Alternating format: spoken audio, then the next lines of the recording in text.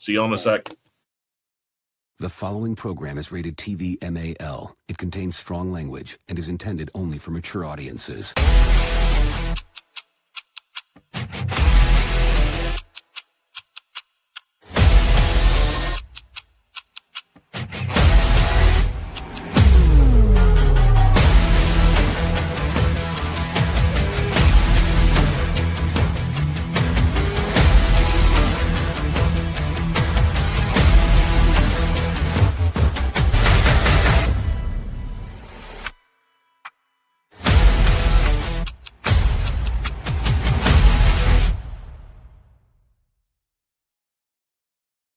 What's going on, everybody? Welcome to the Dark Roast Nerdiness podcast. You got the full panel tonight. We got a few things to discuss. It's been a little 2-week break as usual.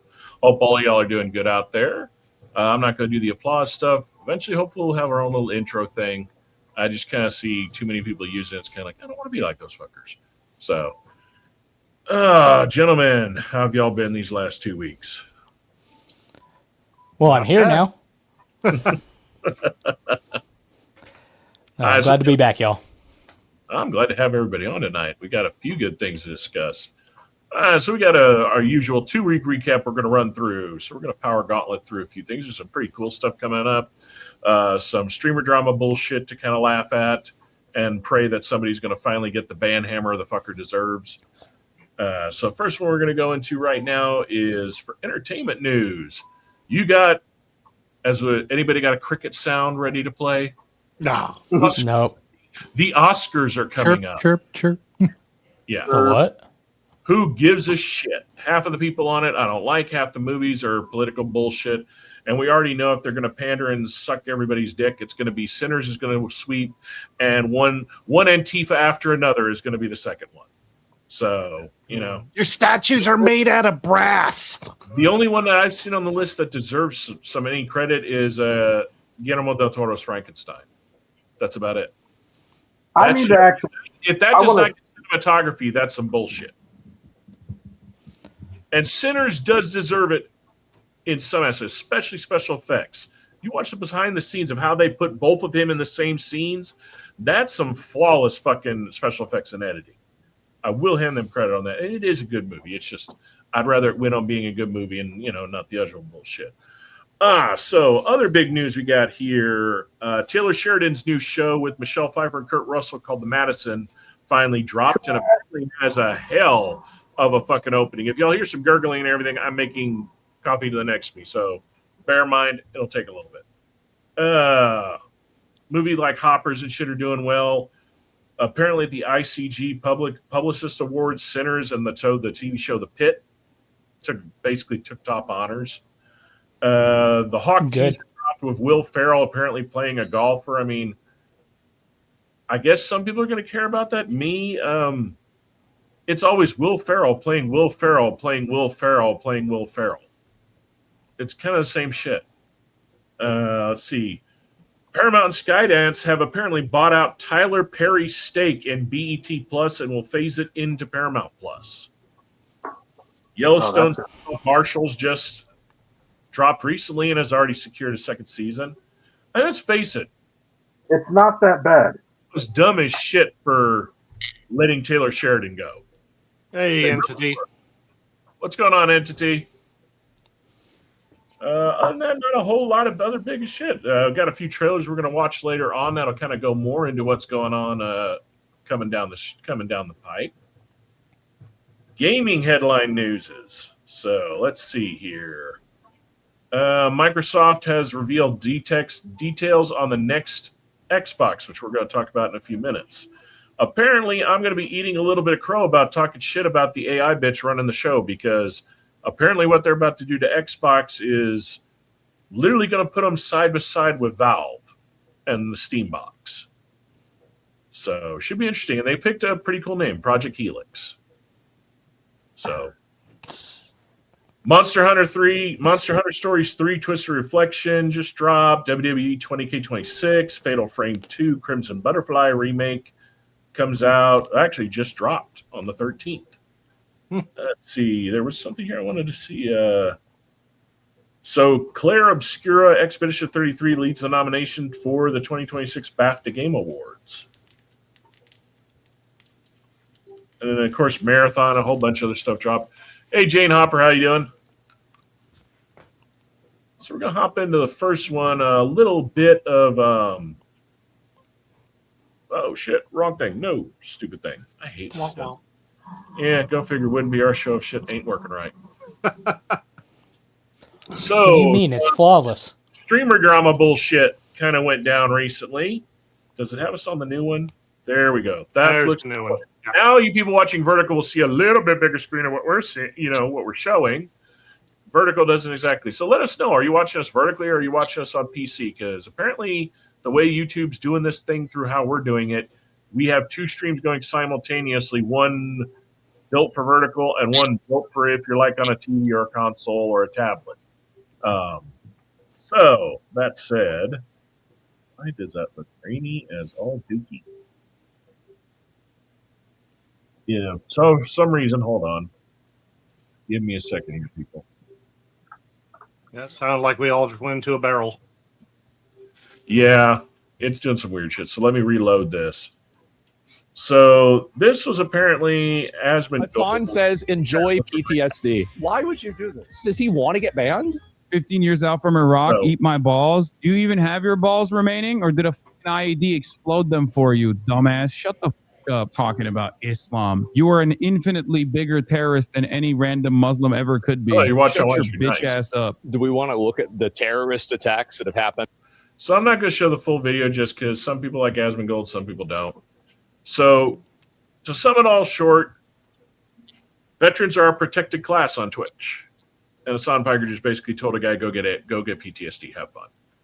Proving again how much of a douche he is, and then literally decided to attack his own audience again, saying that they are the toxic reason he's losing sponsors and losing all this shit, rather than, basically proving the big-ass Nepo baby bitch that he is, can't accept fault for the fact that he's a douchebag. Yeah, completely forgetting the fact the reason why he can put food in his mouth at any point in time is because of his fans. Yeah. I mean, why respect them if you can insult them? True. Yeah, well, if they're dumb enough to keep paying for a subscription and watching his ass, so be it. I just find it hilarious that let's see if he gets banned because Frogi Yogi, the Hajaba the Hutt, she got banned for saying the same damn thing. So let's see if they hold to their standards. They won't. Not for him, not for the golden boy. Yeah. I'm just glad I'm not the only one coughing today, so I apologize to y'all in advance. Yeah, man, fucking Texas shit in the air. I've got my milk. Look, a lot, Good. Your milk. a lot The of flu you, took me out last week. It was not fun. I don't know.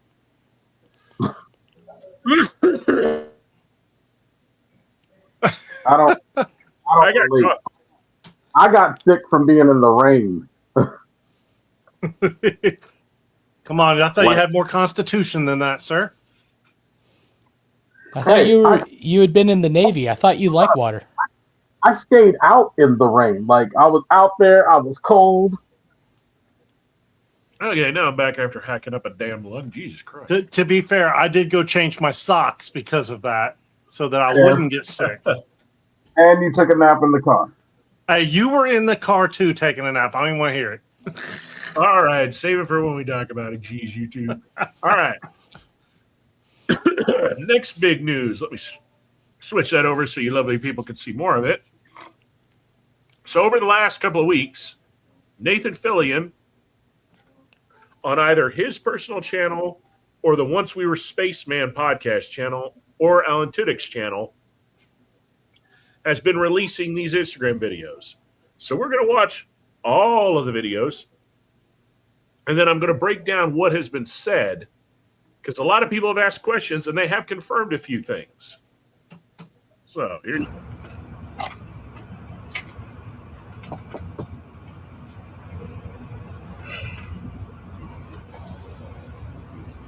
Oh, wow.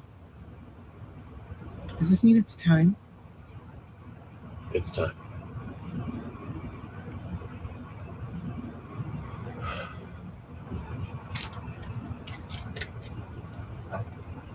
Okay. Okay.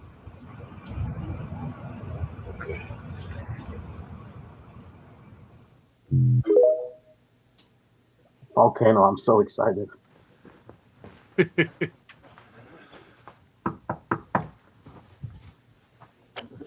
Even if it's a fucking cartoon, I'm happy. Right? What? Wait, are we?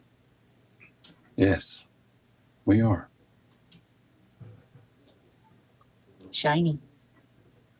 I was hoping you'd say that.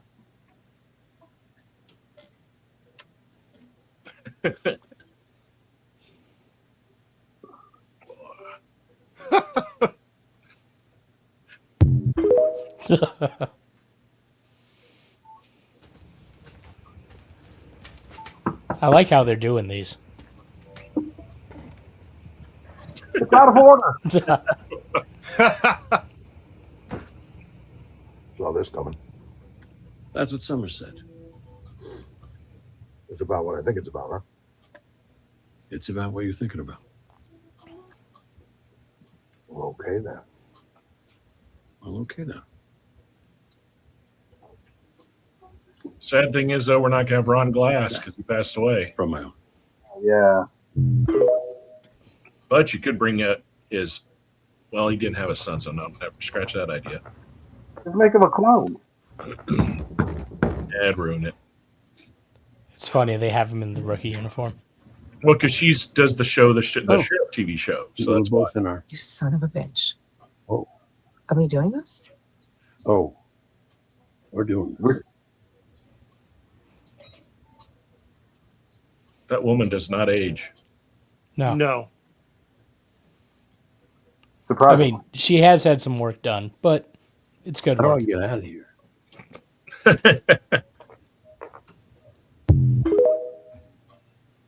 So yeah, whoever compiled these did put them out of order, but still good.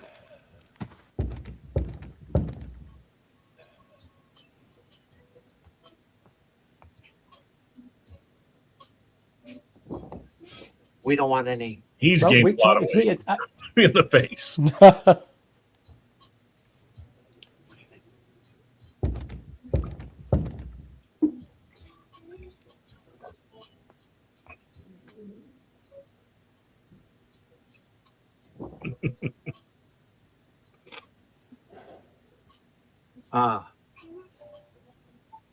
I thought I might see you. And here I am. So, it's happening. Oh, it's happening. You know, even though they blacklisted him, I got to agree with a few people that have talked about it. What would really make this is the day of the event, the announcement, he knocks on another door and it's Josh Whedon's door. Yeah. Because really what Whedon was booted for was not as bad. He was Me Too'd. Yes. Whoa. Oh. Now, let's Got face that? it. I've known chefs who are bigger dicks than he was on That's a crazy. set. What? No, No, chefs are totally rational people. Female chefs that were bigger dicks than he was on set.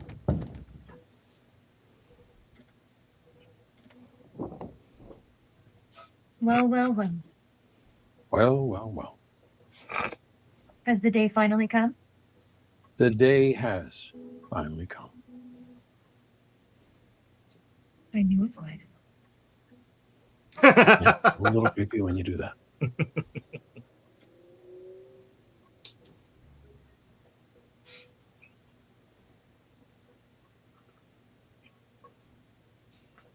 I like how they're all a little in character for it. Yeah. The sad part is I didn't realize. I was trying to find the ones that compiled it. This one doesn't have the most recent one. So most recent one is Alan Tudyk. Yeah, but how I'm That's interested. what's raising the questions is that's why I'm thinking possibly a cartoon because you could do it in the space taking right off after the first season. True. Or you retcon Serenity, which could work, but at the same time would be kind of bad because Serenity just had a great ending. And They're not going to retcon it. He's going to be. Yeah. He's going to probably be involved, but he's more than likely going to be involved as a writer. So let me see if I That can. or I'm or like he writes flashback. it. Oh, I'm just saying he writes and directs, and Whedon's out. Hey, buddy. I'm not gonna do this without you. Oh, Are you in? okay. Okay. I slap. I'm just excited when I get I slap. I'm a leaf on the wind. So here's what we know so far. The first question that was responded, it's not bobbleheads as a joke. But this is the one that got everybody worked up. Some of you have guessed convention, podcast, or crossovers. You are wrong. And we all find out tomorrow. Yep. Because tomorrow they're going to be at, I think they're at a convention, and that's where it's getting released, if I'm not mistaken. Is it like California or something? I'm going to see if there is an actual convention going on. No, I think there's a big one, if I'm not mistaken, because Friday Night Tights guys were talking about it. Because MegaCon is coming up. That's in Florida. But there is, I think, one going on right now. Let me see if it's MegaCon. So hold I on. have insides. No, MegaCon is in Florida later this month or next month. Because all the FNT people and geeks and gamers and all of them are going to be at it, and they're having a meetup, and it hasn't happened yet. This entity, I am actually probably going to go see Project Hail Mary tomorrow. And yes, I am definitely looking for Invincible, the next season 4 of Invincible. And I don't know where you got the 20th. I thought Project Hail Mary is already out. Because everybody's been talking about it, unless they all got early. They got early access. It's all the reviewers and shit. Oh, the people It's all the people I don't listen to when they talk about it because they get paid. Okay, so far, entity, everybody that has seen it, like other than saying, there were a few little deviations from the book here or there, but it's not deviations that would affect the main thing of the story. They've all loved it, and I was blown away because if you follow Christ, I'm drawing a blank on his last name, Adam from is it Adam Mythbusters? Oh, Adam Savage. Yeah, Adam Savage's YouTube channel. He has been doing like the last few days. The videos he's uploaded is he is on with the physical props and sets from that movie. And what blew my mind is everything you see in those trailers, entity, even the little rock guy, are real. They use no CGI in any of that. It's animatronics and robotics. The full sets were built. The only thing that's, of course, CGI is all the space shit. Well, the space around the space of space.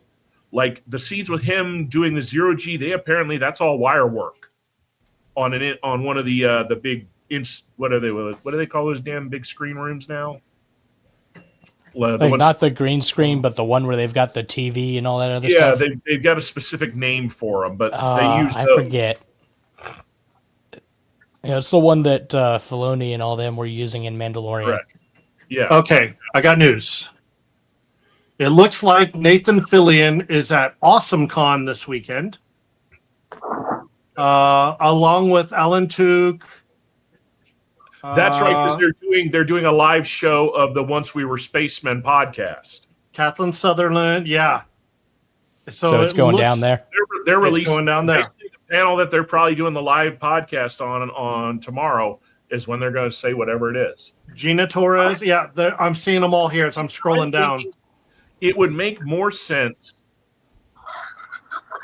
for something animated simply because as they get older, the characters physically do not age. So as voice actors, it makes more sense.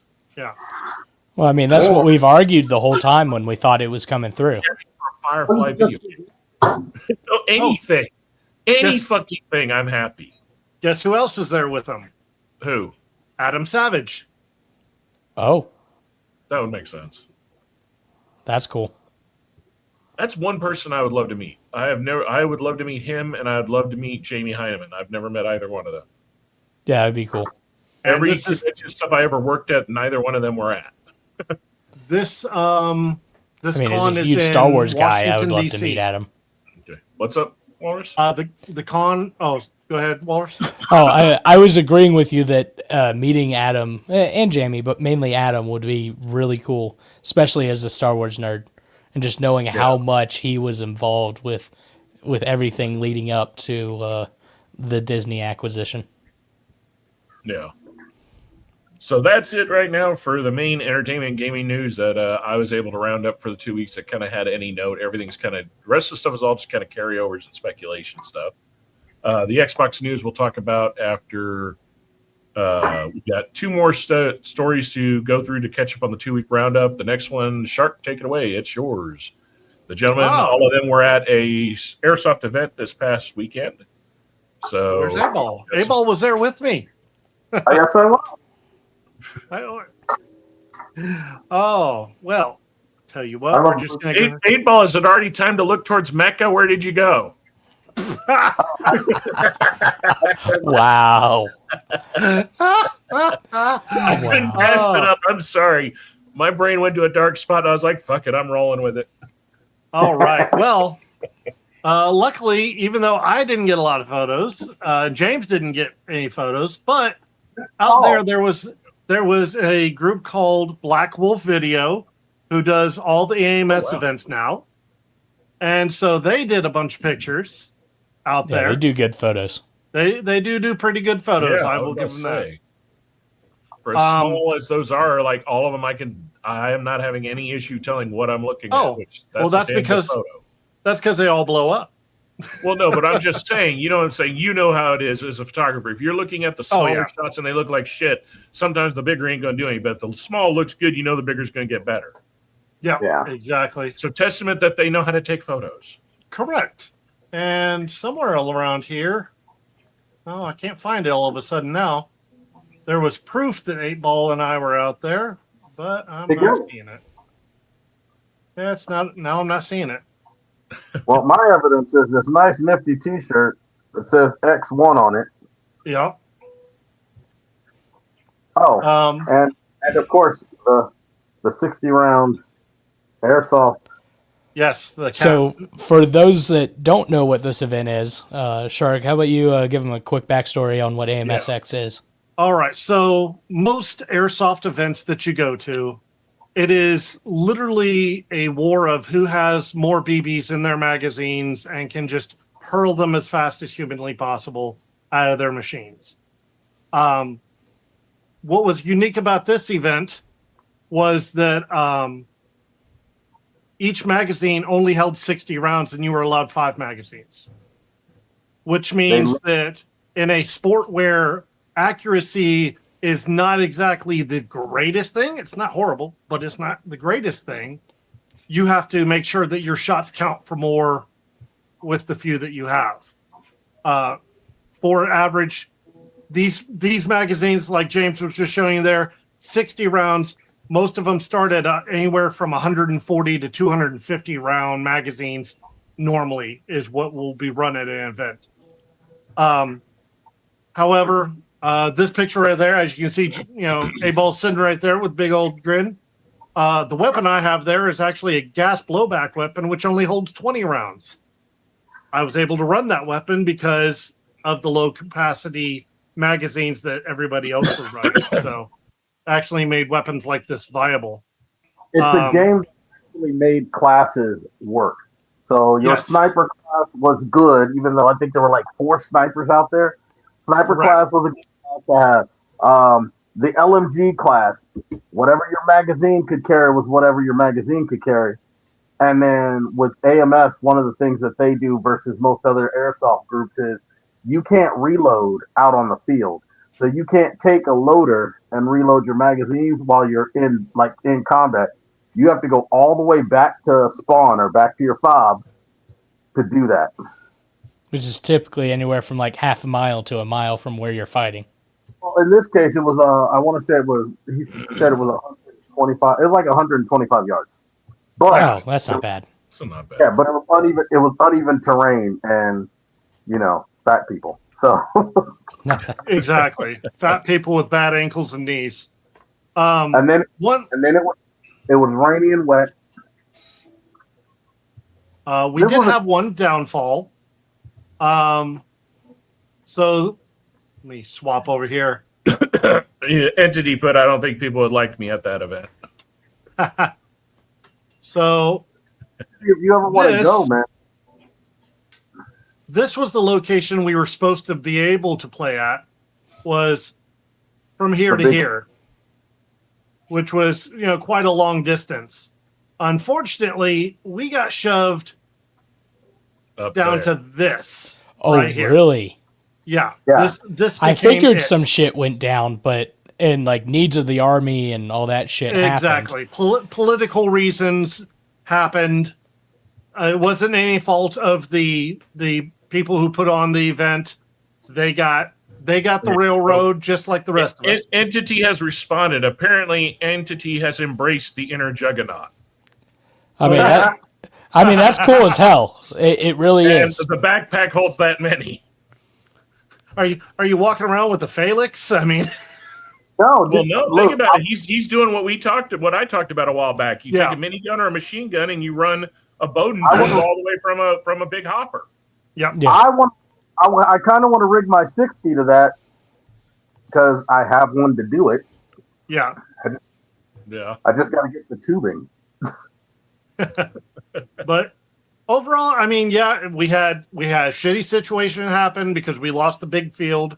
They had to change stuff last minute to accommodate the new field. The weather was uncooperative, but we still went out. We still put up an effort. They Saquon Barkley with the way they pivoted, man. It was phenomenal. And there were a couple of fun runs. Yeah. I mean, it sounds like they pivoted much better than TCA generally does in that situation. I would agree. I'm not saying nothing. I'm not going to bash TCA because I love TCA events, but yeah, no, I agree. We go to both of them and we love them.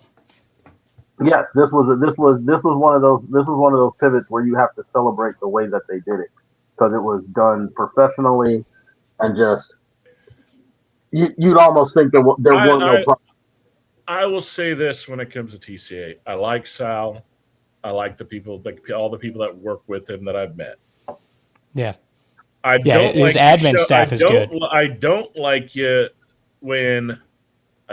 fact that the one event we helped with and the one event that they planned out at our local field, they didn't even show up till 40 minutes before start to even start setting their shit up. Yeah. That was a little unprofessional on that one. But they've gotten a lot better since then. Yeah, but there's still some of their rules they need to tweak. I'm sorry. When you got one team that is like holding GTI the entire roof down and has the whole main building on lock, and the other team's like, they go up, they just mortared all of you, you're all dead. And you're like looking at them like, fuck you. To be fair, what they're trying to do is they're trying to push the game. But what we did, because we had a situation like that at this event where we had gotten pushed all, like we were just sitting in our spawn. So then the guys walked over and said, hey, we're going to push back out of the first two buildings so that you guys can push up. And then we want to fight. And then we'll get into a gunfight. Yeah, that makes sense, but to sit there and have people even undercover to where something like that would not have even affected you, you literally just take two squads off the fucking field just so the one squad who can't shoot for shit or understand get to your goddamn point of interest rapidly. I'm sorry, that's their own shit luck. They want to run something and do better, play better. Hey, I'm in agreement with you. Actually walk while you see the other team book an ass. What do you think's going to happen? I agree with you. I'm 100% on your side because my team did that at this event, and we got pushed with the slow, with the slow and hard. Because when they pulled back out of those two buildings, they pulled back out of the two buildings. Basically, waited like 2 minutes, and then ran back to the buildings to find that none of our guys pushed up to the two buildings. Oh gosh! And unfortunately, at that point, 8-Ball and I are going back to spawn so that we can come back in. But see, that again shows they, like you said, for a first event, they had some adverse things happen beyond their control. And from what it sounds like, they did pivot well. Way better than other events we've been to, that I've been to, and that you guys have been to, that people, how to put it, should have been able to pivot because they've been doing it long enough, but didn't. Lion's Claw. I'm not shocked about that entity, but then again, it is not very hard to get banned when you're doing anything at a high rate of fire. I mean, think about it. How many fields won't even allow AA-12s on them at all? Yeah. Hell, I know fields that won't even allow Marui pumps.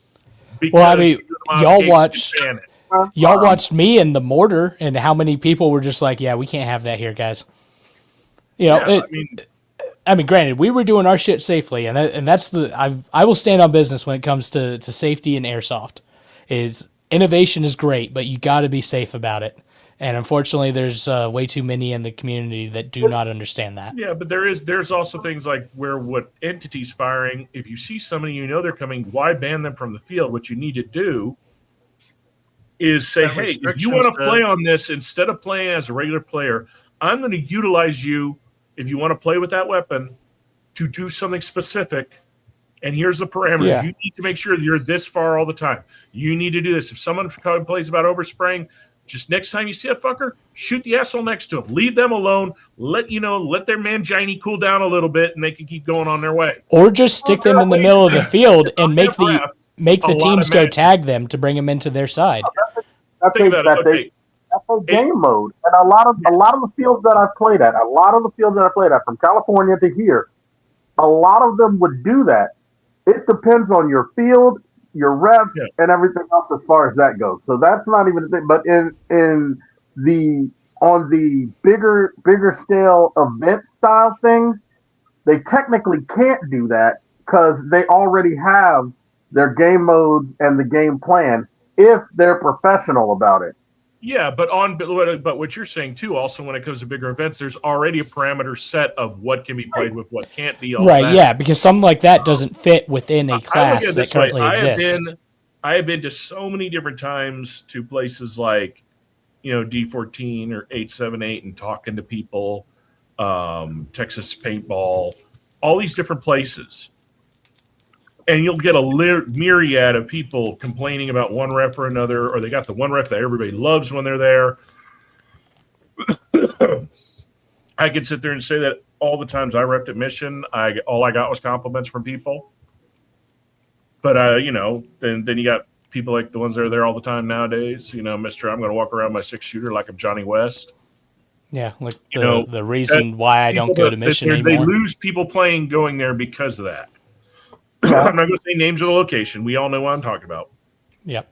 But yeah, that's where you don't need to. The only time somebody should be banned is if they are egregiously trying to hurt someone. Yes. Or if they are going out of their way and cheating at such a high level and have been given so many warnings, and then you don't permanently ban them. You just tell them, you ain't playing the rest of the day, get the fuck off my field. And if you do that next time, we're going to have, then maybe you will not be invited. You will not be allowed back. Well, and then when you hear people who say that, like at this event, there was an individual who, when we were sitting around BSing, said straight up, hey, I'm out here to hurt people and relax. I'm like, why? No, you don't. That's not what the sport's about. Relax, yes. Take the stress out, yes. Not hurt people. No, if I had been there in their shoes and I was a ref or an event planner and heard somebody say that, I'd instantly walk right up and say, you're not getting a refund. Pack your shit. Get the fuck out. And don't ever come back to our events. You are here for the wrong goddamn reasons, and all you're going to do is get someone hurt. Well, and luckily, the individual plays differently than he speaks. But still, you can't was take able that to see risk. They're lucky they allowed them From to them, play. yeah. Anybody who didn't say anything and kick him out immediately because you don't know. Yeah. That's the problem. You don't know. I mean, look at how many videos in the past that made millions of views and put a bad light on airsoft of people starting and getting into fights. And oddly enough, every time it was like the 4-foot midget you would think wouldn't have gotten in the damn fight. My favorite one was the one that was out in California with the little midget, little 3-foot tall. I'm a Sareño. And go fuck yourself. Well, I mean, somewhat recently, like within the past couple of years at a local field, I won't say which one, where it wasn't airsoft, but it was airsoft adjacent, where somebody just runs up, rips a mask off somebody and just shoots them point blank in the face, and just continues until they're empty. No, and send them to the hospital. Incident where somebody was actually firing brass BBs at people from an pellet gun. Oh yeah, no, that's how I got my 2-shot out that way. My 6-shooter didn't check anybody. Go figure, because he's a brain dead idiot. Yeah, I got my 2-shot out that way, like straight through the mask and everything. Well, and don't forget, long while back, when we were going to that one event that's no longer there, granted, wasn't a big fan of the individual, but a dye mask that got shot because it was hit with a ceramic BB. Yeah. No, it wasn't ceramic, remember? That's what I was talking about. No. I'm talking out at Scarborough. Oh, yeah, that's right. His dye mask got cracked by a ceramic BB. Not only that, I bet you 10 to 1, all the glass that got shattered on that field was from that same asshole. Probably. Dude, the glass, the fences that got knocked over, the purple smoke that got used that permanently stained stuff, people. Yeah. Oh my God! I'm not going to say it out loud, but you're telling me that Karma came back and their field closed? Boo-hoo.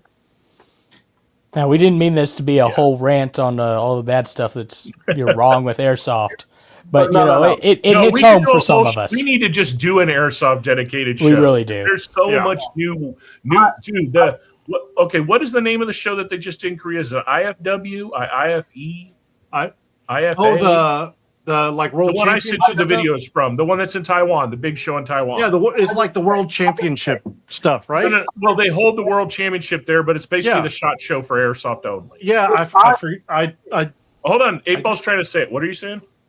It's IWA. IWA. Yeah. There is a whole ass ton of new shit they got dropping, and out of everything they showed, there's only one damn thing. I literally have set up all of the internet search, where you can basically, if a word comes up, it tells you. Uh-huh. I don't know if y'all know it, but Action Army. What are they coming back with?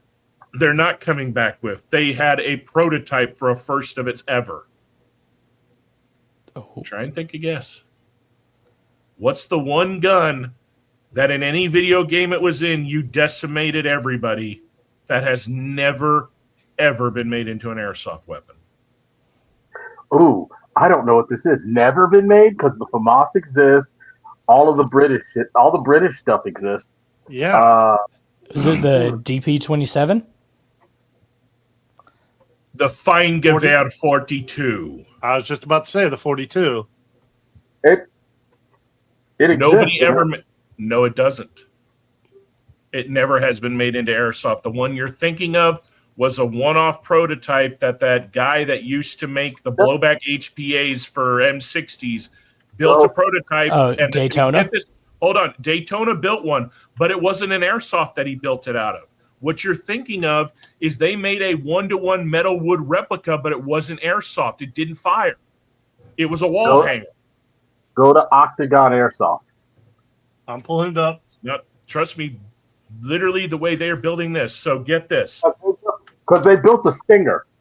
Okay, hold on. This is going to be AEG, a gas blowback, and from the factory HPA option. Really? Oh, all three.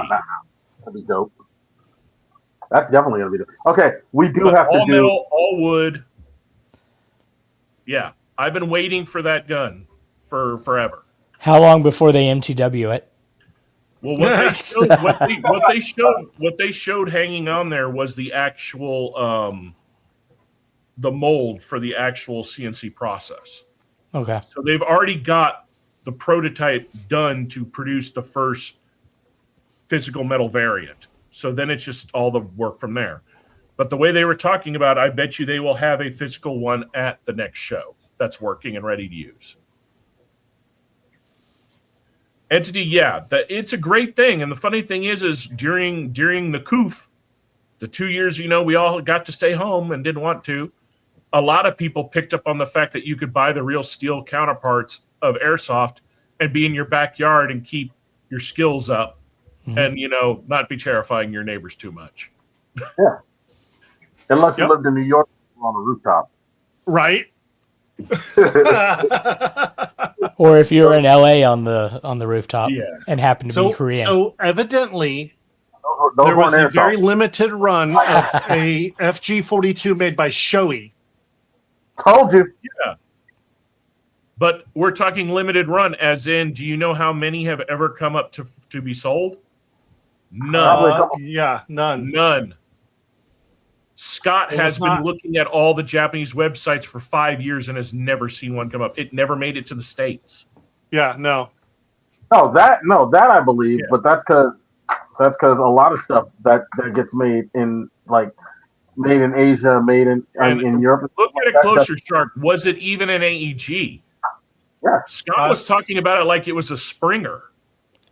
Well, I see one that was HPA. Somebody got a hold of one and HPA'd it. Took one of the bodies and retrofitted the hell out of it. Yeah. But it looks like AEG. But yeah. So in a sense, you are right, April, but at the same sense, I'm kind of right in the fact that it was never they never have mass produced one. No Correct. major company has ever put one out to people to actually use.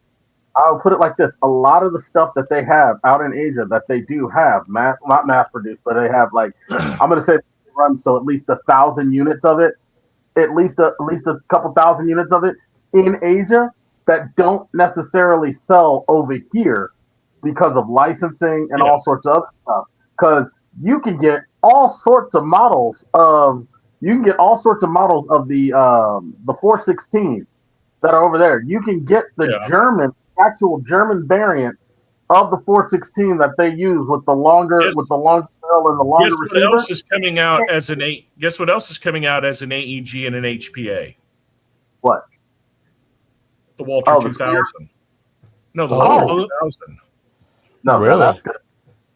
That'll be fun. Because they've had a spring variant and a semi. Ares came out with.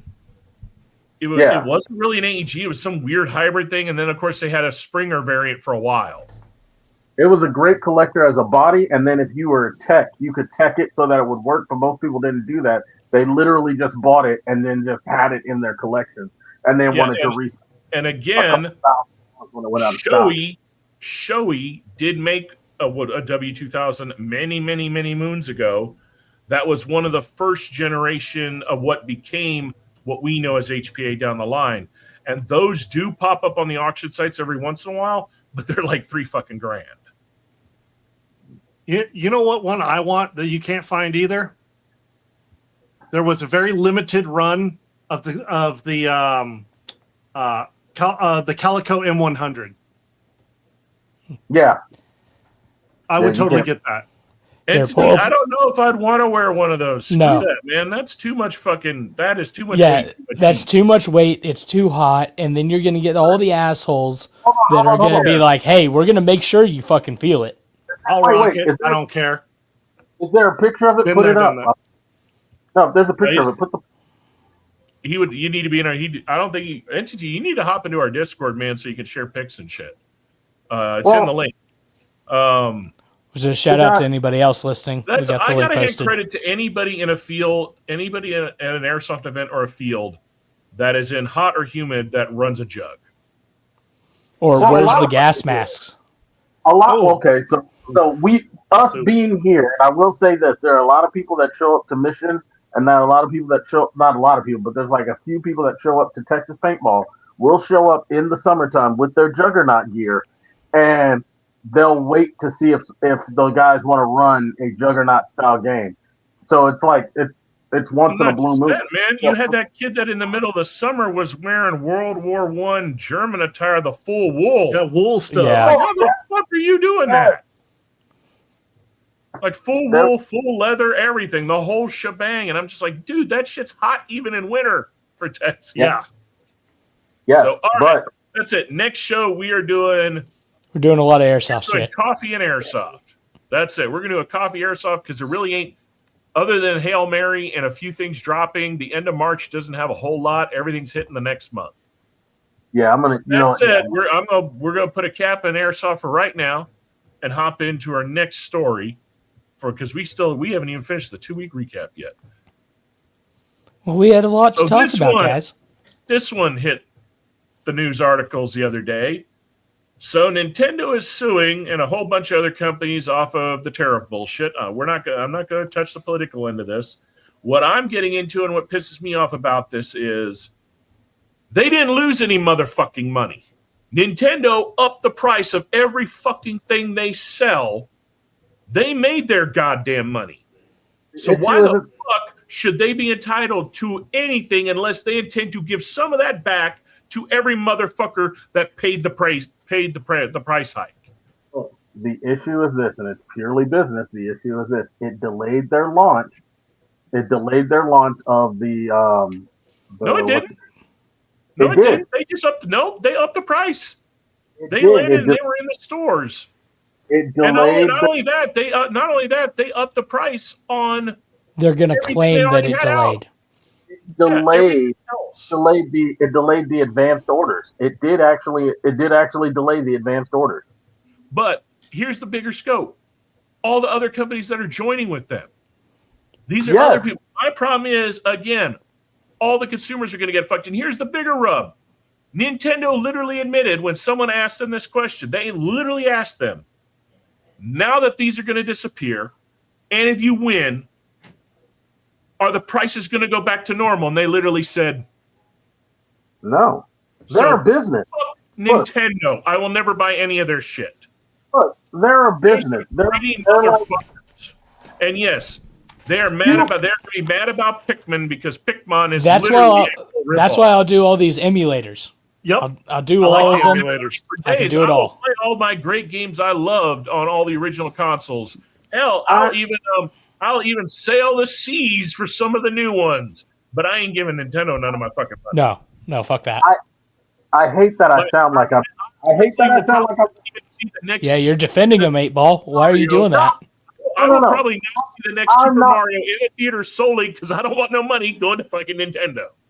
Look, I hate that it sounds like I'm defending Nintendo. I'm not. I'm merely pointing out. Yeah, what are you doing defending Nintendo? Playing devil's advocate. I am merely pointing out the loopholes that capitalism allows them to do shit in. Look, Nintendo gets to sue because other people get to sue because Dum Dum decided that he was going to fuck with the market prices. The last president that wanted to fuck with market prices and stuff was political. I'm just saying it was John F. Kennedy, and one day he visited Dallas. So be glad that all this motherfucker's getting is sued. Well, remember, like Zoolander said, you don't mess with the fashion. They wanted their shoes at those prices. All right, on that same note, we're going to hop into our last, in a sense, 2-week recap that deserves a little bit of a special. I truly believe in being honest as much as 8-Ball and all of us try to be as we can. A while back, we were talking shit about Xbox, saying that it was probably going to die. Y'all were saying Xbox was going to die. I told y'all. Exactly I was hoping it was going to die. Yeah. I told y'all exactly what it's doing. I told y'all that. This came from we're going to watch this. This came from Xbox Ready. So apparently, I don't know if all of this is launched due to the new CEO, under the new CEO's direction, or the ball was already rolling and this person's just kind of steamrolling it forward faster.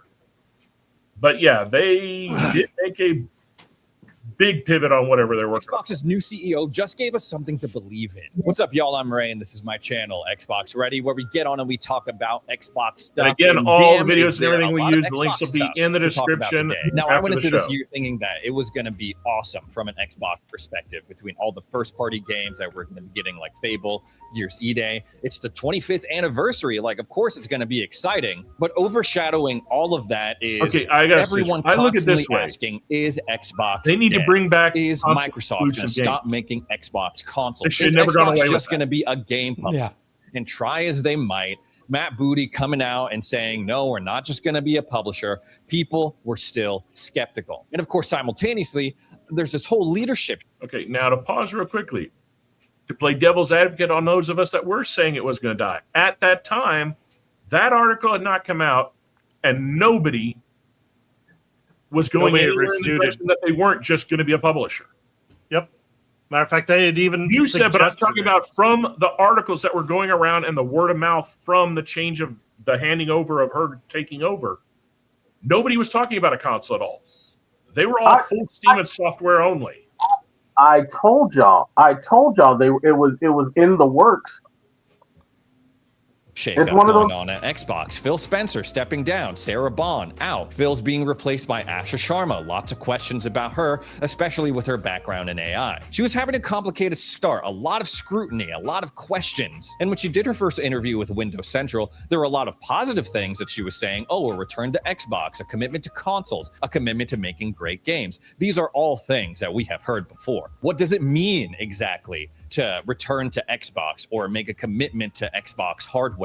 And today, Xbox CEO Asha Sharma answered that question with a very strong move, and I'm into it. She went onto Twitter and said, hey, we are making a new Xbox console. Right now, it's going under the name Project Helix, and it's going to play PC games. She said, great start to the morning with Team Xbox, where we talked about our commitment to the return.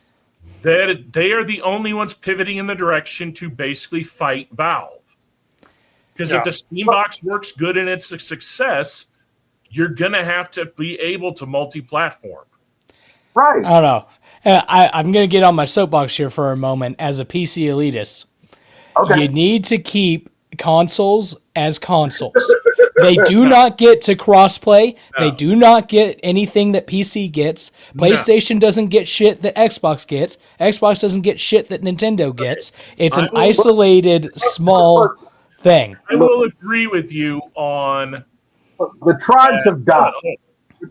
The tribes have died. We are all talking to each other now. This is no longer WWE. No, we need them fighting each other so that they don't actually fight against the actual thing they need to be fighting against, so that they don't realize that they have the power.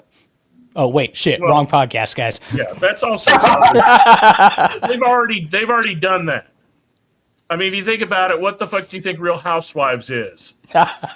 Get drunk bitches and watch this dumb shit.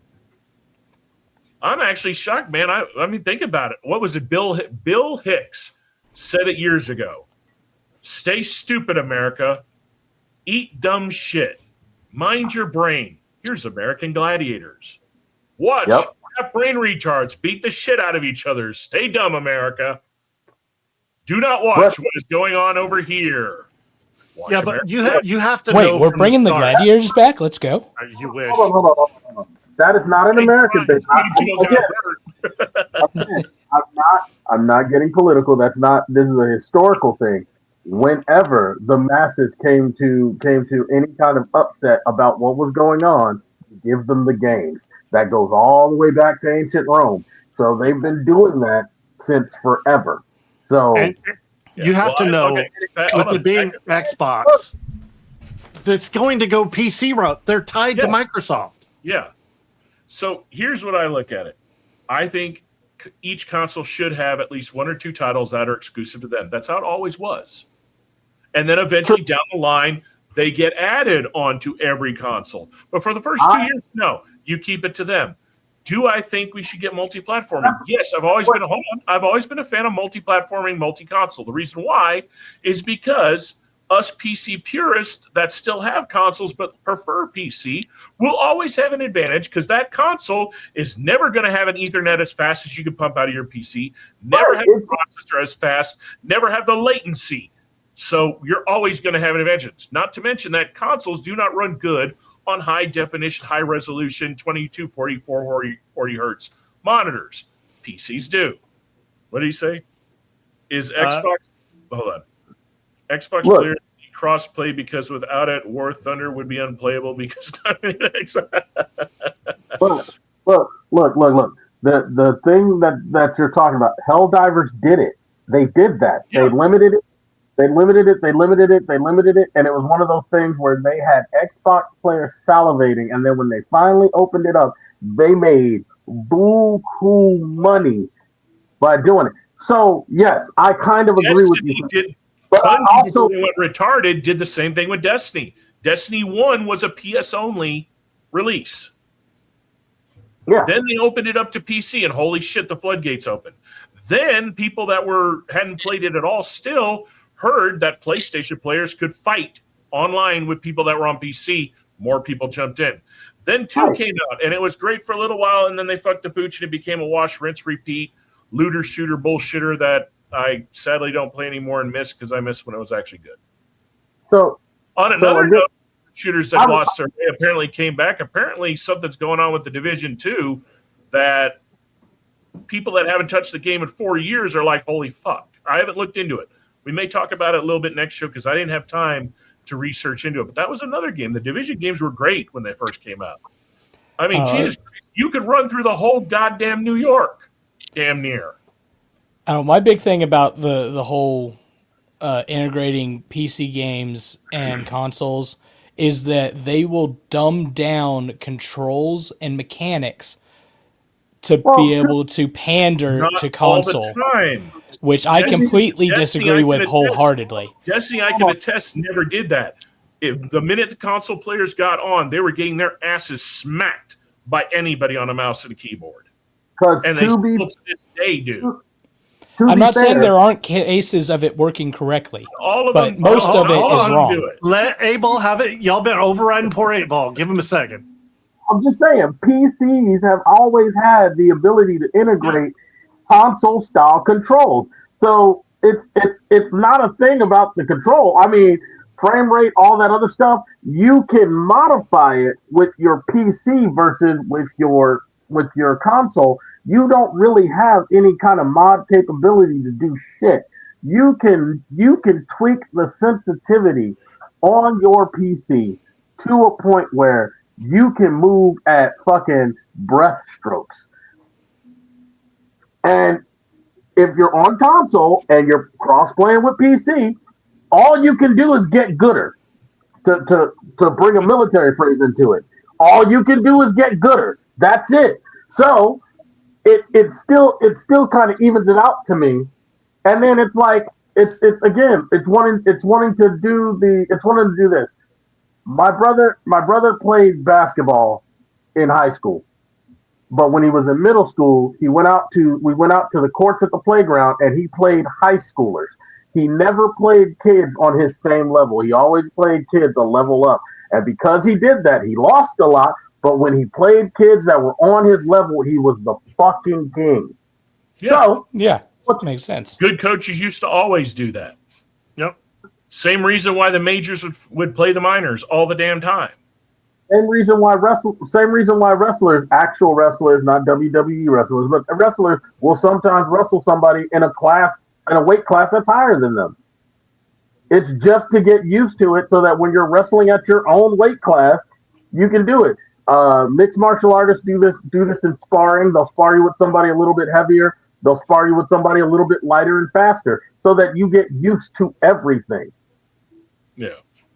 But that's if you're worth a damn. So if you're not, it's a hell of a pivot for them to finally come out and say it. You did say that they were going to do it. I was questioning it because Xbox has never been one to be that quiet that long. So but on that note, we're gonna hop into our next subject time wise, because I know some people got to work. Okay, and since we are talking about things that are a lesson in fragility and sometimes stupidity, it's great to jump right into the greatest thing happened. Season 1 of Derp Academy ended. I don't have to watch that fucking shit. You didn't have to watch it to begin with. No, I'm mad you made me watch it to begin with. This is true. You did make us all watch it. No, you fuckers gave up after 2 episodes. No. Hold on. Hold the chat. Hold the chat. I was actually watching it for Star Trek reasons because I wanted to watch it. I was watching it solely going, and I knew it was going to be bad, but I was, one, wanting to watch the train wreck because that's the type of person I am. And the second reason I wanted to watch it is I wanted to see if there was anything that could redeem some little bit of it, kind of like Strange New Worlds has had its hit or misses. Lower Decks has its hit or misses. And Prodigy, for the most part, even though it's for kids, I thought was a solid goddamn story. But those are all Star Trek. This is freaking Degrassi in space. Hold on. Well, that's exactly what I called it. Yeah. But here's the thing. I couldn't understand why they went this direction when, honestly, a show I would actually watch is continue where Prodigy ends and make a more adult live action of it. Hell, they already had 3 of the characters from it pop up in the background of Strange New Worlds and Academy. Hell, the character actually looked pretty good in Academy when they walked by. There's a new one coming out. It's called Year One. Yes and no. Well, it's on the block right now. Right now, all of Kurtzman Trek is paused. So to go into what I was going to say, Gene Roddenberry's son came out and in a very political way he said, I am looking forward to the direction of the new leadership for Star Trek in Paramount versus what we have had. It's a nice way of saying, Kurtzman and the guys that made these decisions, fuck off. Yeah. Bye-bye. What I love is the one character in Academy nobody had any issue with. Robert Picardo is the guy being the biggest douchebag to everybody online. Go figure. All because he's married some woke-ass bitch. The things men will do when they get the poonie, even when they're old as fuck, is funny. Hold on. Let's see what he put here. The only time I watch Star Trek is when I'm scrolling on YouTube Shorts and I see an interesting clip from a specific episode of the old Trek, and I get that's a great way to do it. I will say the one thing that this show did do good is a lot of people have created channels and a lot of people are talking about some of these better episodes from the past and are bringing up to the younger generation, you want to see great writing, you want to see great stories, go watch these. And it did draw in people to start seeing what this show could be like when you actually have competent writers, competent casting, great direction, great cinematography. You know, get away from this damn I want to act like I'm J.J. Abrams bitch and lens flare every 5 fucking seconds everywhere. On the flip side, though, Paramount, I will say, has kind of lost their shit. I'm part of a Star Trek group. We have a Facebook group that references, because our local ship here in Texas references an original series item. It's the shuttle USS Galileo. That's the name of our ship for the Texas area. Paramount has actually sent a cease and desist to Facebook telling them to get rid of our USS Galileo group. And go fuck themselves. See, shit like that is where fans like. That is one thing I will hand for as big a douchebags as Disney is. I know, right? They are not going after all the people with the Star Wars stuff that they could. The mouse knows better. The only thing that they're getting upset about is that the AI films coming out are showing them films they should have made and are doing a damn good job at it. But Paramount they're literally sometimes as bad as Nintendo when it comes to that shit. Yeah, I mean they killed Axiom. Axiom would have been a great fan film. But the Voyager. Oh yeah, that's been done a couple of times actually.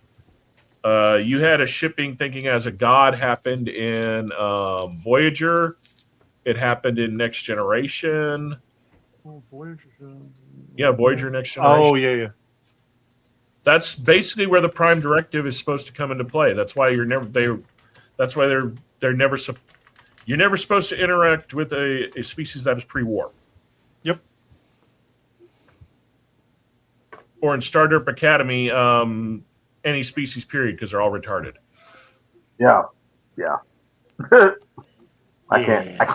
So as anybody that watched the previous show, a certain gentleman here cannot defend it no more and be eating some crow. How that crow taste? I done seen about everything until I saw.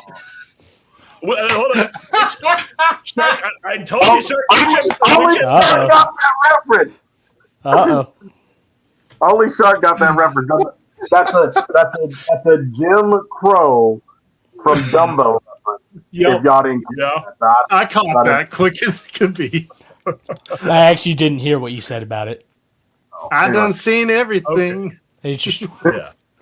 No, I got it. When I see But an in a while. elephant fly. All right. So which episode did you hit that got you from where you were last time on the show to now that you were like, oh shit? I went up 3 episodes from where I had stopped, and I was just like, the fuck? All right, wait a minute. Okay, so that was if you went up 3 episodes. I can't remember how far you had watched. 5? I had stopped. Yeah, I'd stopped at 4. Yeah, because 5 is the episode about Sam, particularly, but just about her, right? You had not watched that one yet, and I told you that episode would pivot you, and then everything after it. Am I right? Got so. How did you like the whole? I'm going to save my team by invading the mind and giving the feminists and kill them all. the fuck? No, we need a little bit more context because I didn't see. Gentlemen, as much as you hated the show, take it from a different retrospect now. Watch it solely to laugh your ass off at it because it just gets so ridiculously dumb. Dude, there are scenes where they're like, what are we going to do? Our shield generators are down. The shields are down. To 5 minutes later, the shields blocked all the fire. Yeah. These No fucking writers can't even remember what the fuck they wrote 2 pages No prior. explanation as to how the shields came back up. Not to mention, I'm not going to ruin it entirely, but they get entirely saved by supposedly almost 1,000-year-old piece of technology that shouldn't even be fucking working anymore. Right. Well, no, because what's her name's in there? The mechanic. So she knows how to work on it. No. The mechanic. The 500-year-old mechanic. Well, no, she knows how to work on stuff. But what I'm saying is, they basically had MacGuffin shit happen. It was like Entity. Which one are you calling the USS Vengeance? So if you're talking about the Kelvin movies, they didn't call it the Vengeance. They actually called it the Dreadnought, and that was a badass ship. Yeah. Like honestly, if I was in Star Trek, my ass would be captaining that motherfucker. That was like the stealth bomber. Dude, that was the Defiant on steroids. Yeah. That was literally built to destroy and only destroy. No, the best. The scene where the fucking deflector shield gets the fucking blast doors, like, oh shit. The best ship in all of Star Trek, and Shark, you have it, the USS Defiant. Right up there. USS Defiant is the ship. That was actually called they actually called that the Dreadnought. The Dreadnought. Now they may have been later down the line, maybe have given it a USS designation, but in the actual movie they referred to it as the Dreadnought, or at least Khan did. The Defiant got destroyed, and then its sister ship became the Defiant because they wanted to erase the San Jacinto. No. I will argue this as much as the Defiant is a beautiful ship. Okay, no, hey, you know what? Entity's correct. It is. So the day was actually called the Vengeance. USS Vision is a Dreadnought class ship. Okay. I'm going to have to rewatch that movie because I didn't catch them actually saying the name. I just had to look it up. Okay, good job, Entity. Damn. No, you are right, Andy. I don't think it's a hot take. That was a badass fucking ship.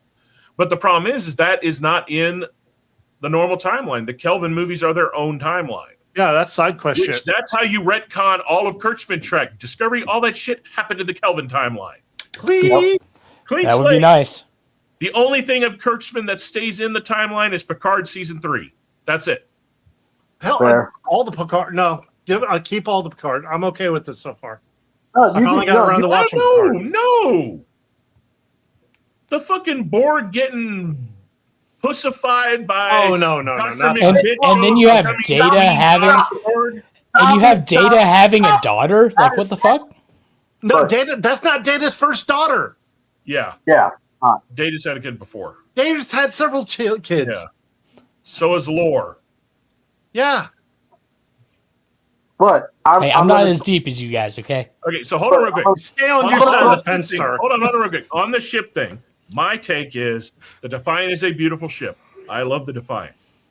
My 2 favorite ships is, oddly enough, out of Prodigy, the Protostar.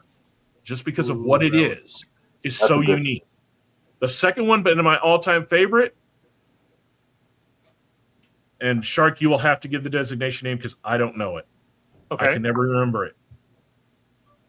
Riker's Enterprise with the Lance weapon. Oh. Isn't that was. F? It's the Enterprise J something retrofit. It's a Yeah, it's a specific retrofit. to the J. Oh man. Did I just stump Shark? It was like a military variant of the Enterprise. No. wasn't It wasn't even a military villain. No, it was a retrofit. Riker would not let. Riker did not want to go to the next jump, the whatever they went to after the Enterprise J class. It was the original Enterprise. That's Picard's Galaxy ship. class.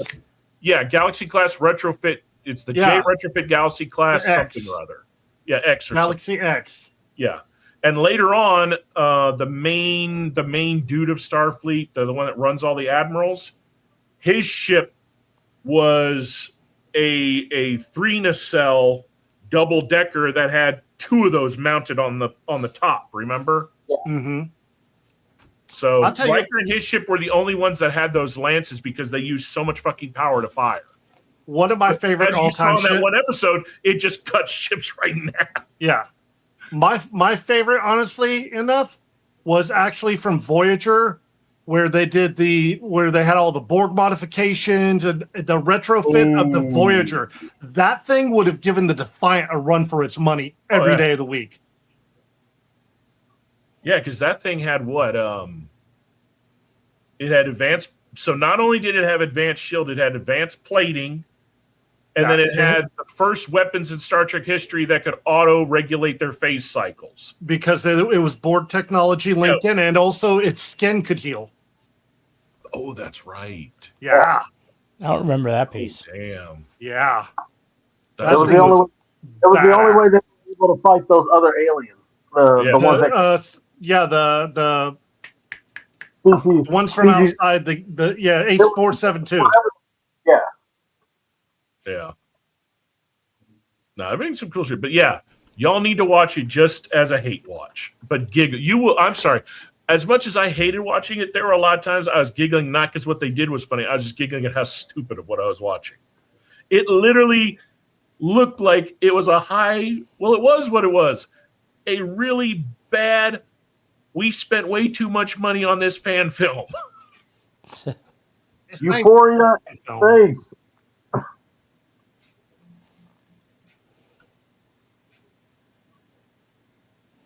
Oh wow. Damn, okay, Shark, you and Entity need to talk more. This man knows his shit on ships. 700 meters long. USS Vengeance, yep. 1,500 meters yep. in the movie for reference. Yep. The biggest aircraft carrier is 330 meters. Yeah.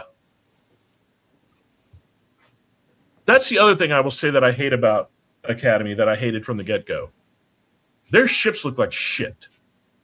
I don't understand. They look like flying Tonka toys that aren't connected to each other. What is this whole, we're going to have it floating away and have modular, only specific species ever in Star Trek had the technology to do that, and they were never the species that would ever give that to anybody else. Ever. Yeah, not to mention, if they're still operating off the same information as, Discovery, they had to, because remember, dilithium went out and they couldn't warp anymore. The nacelles wouldn't work. Period. The end. Well, we can just talk about the size of scale. They keep fucking with it throughout the whole thing. Because they don't understand how space works. That's the biggest complaint I had from day one about all of the Kirkman Trek, in a sense, especially as it progressed into Academy, which is the minute Discovery jumped into the future, they forgot that one of the fundamental tenements of Star Trek has always been there is a level of realism to the science of how physics and everything operate. They forgot because they're too dumb to understand it. I will say this. If you've watched The Expanse at all, and then you go back to try and watch Star Trek, as far as the physics of space works, you just start hating everything. No, the best Star Trek when it showed to the reality of technology into space and how we could achieve it was, oddly enough, First Contact, Zephyrin Cochrane's ship. Yeah. But it still was rooted in science. No, The Expanse, you cannot compare The Expanse to anything. The Expanse is the only show, only space show in the history of all modern space shows that you had NASA engineers watching that show, literally on YouTube's videos, going, "I can't complain. That's what it would be." I effing love ships, sci-fi, and real. That's why I'm thinking about joining the Navy. Also, I'm obsessed with the sizes of ships because I want to know how big they are compared. Yeah. That's right, shipmate on the Navy. You want to know what pisses me off when it comes to ships? There is one, when all these well, I wouldn't say idiots, a lot of them are good. There are good creators that create the whole best sci-fi ships videos, the list of the best spaceships ever done. Why does everybody leave out the ship, Captain Harlock's ship? It's never on any of those lists. All they ever bring up is the Yamamoto. They don't ever bring up Captain Harlock's Space Pirates badass fucking ship. You know what? I don't. It's never on any of those lists.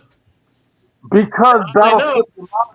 No, because Battleship Yamato, like the Spaceship Yamato, came out and it dwarfed it as far as popularity goes. So unless you're like an anime nerd, unless you're us, an anime nerd, and you can delve back into it. Arcadia was good. Yeah, Arcadia was Arcadia was badass. Hell, another good ship design, fucking Orville. Yes. Yeah. Orville's a good looking ship. Yeah.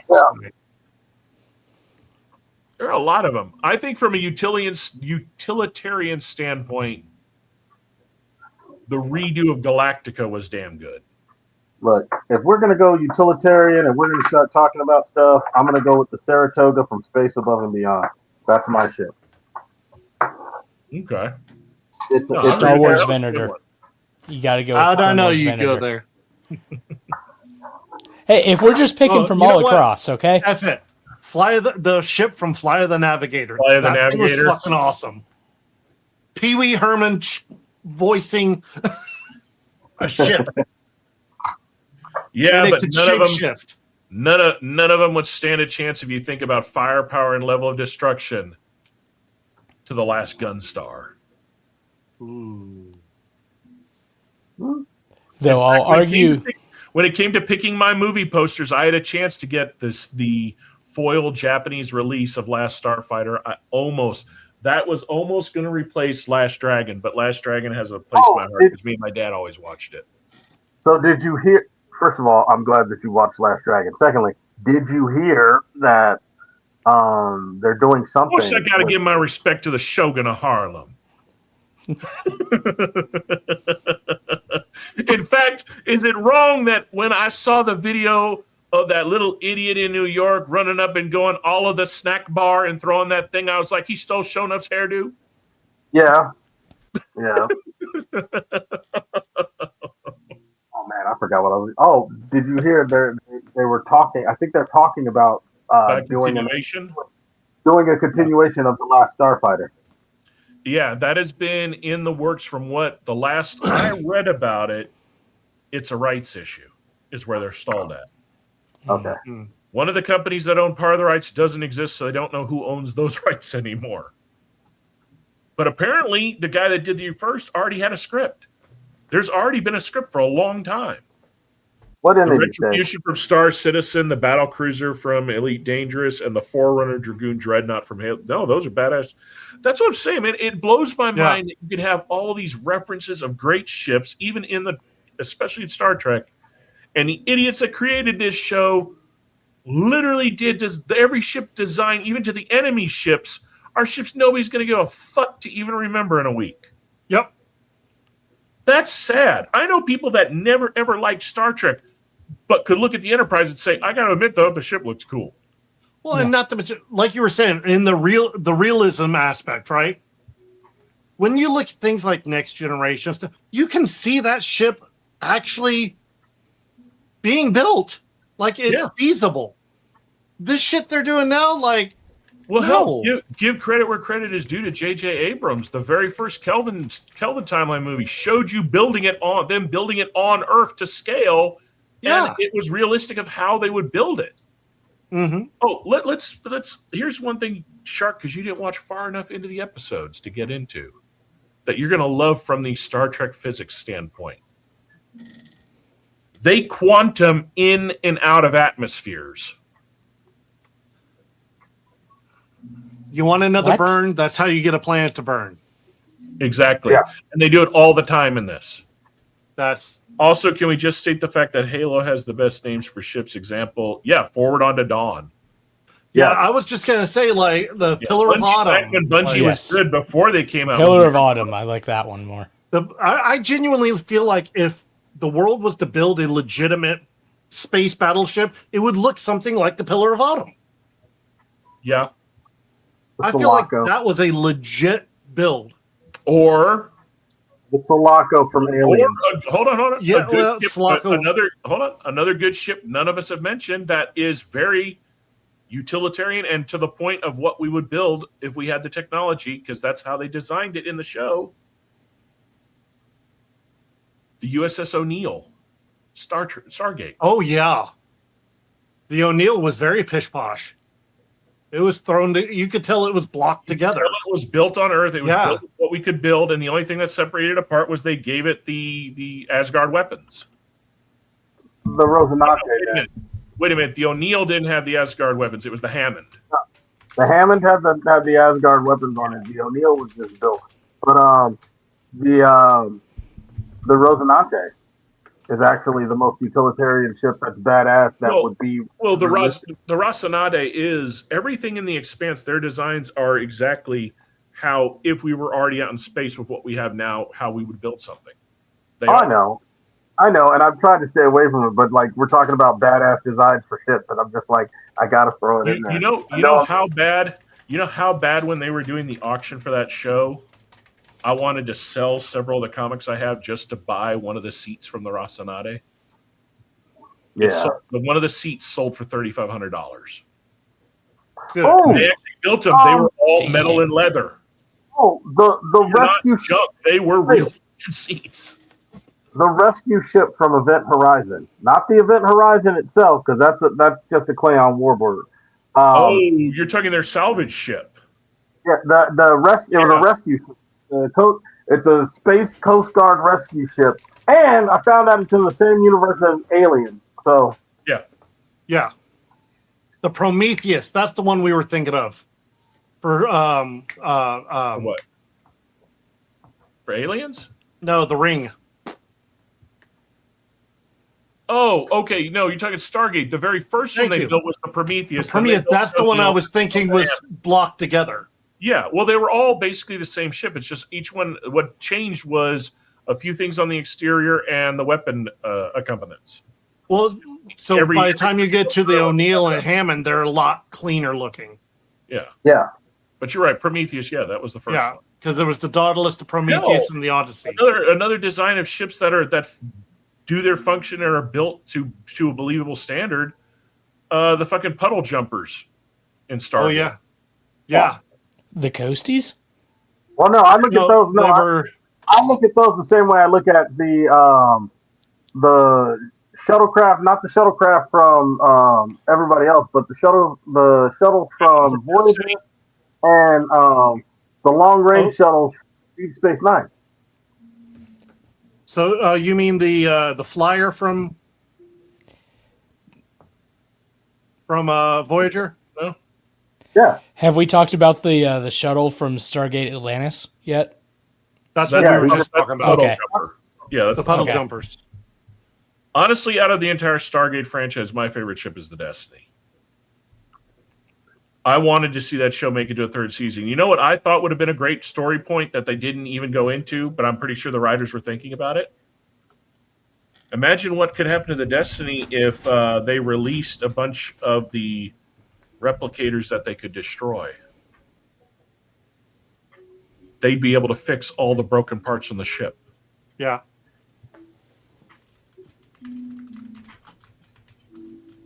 I mean, fair. I'm hoping. All I'm hoping for with the Stargate news we talked about a while back is I would love to have some reference to what happened to Destiny somewhere in that season of this new show, or bring on some of the people from it to let us know that hey, they made it back, or some of them did come back, or Even a reference of people jumping in a gate going to the Destiny ship because they figured out how to do a jump that far.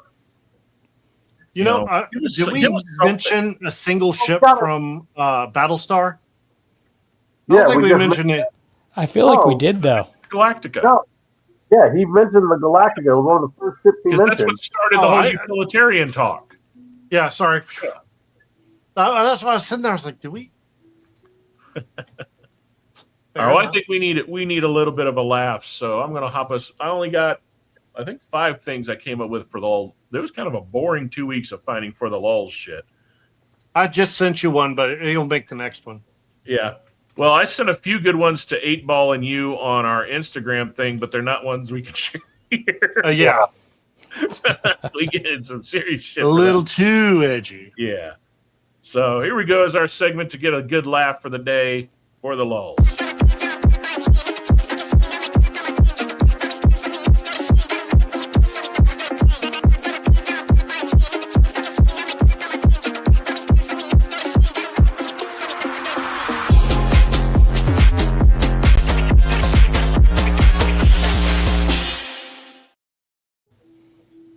All right, first one for the night.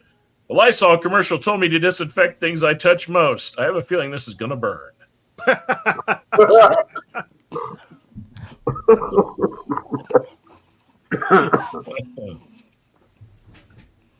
Captain, my captain, the Borg is here. We're going to die.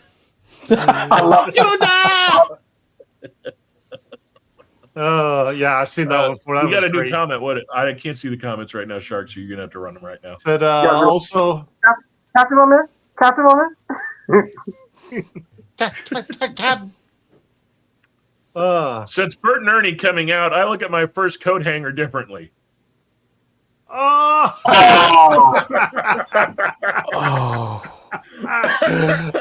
That's hilarious. But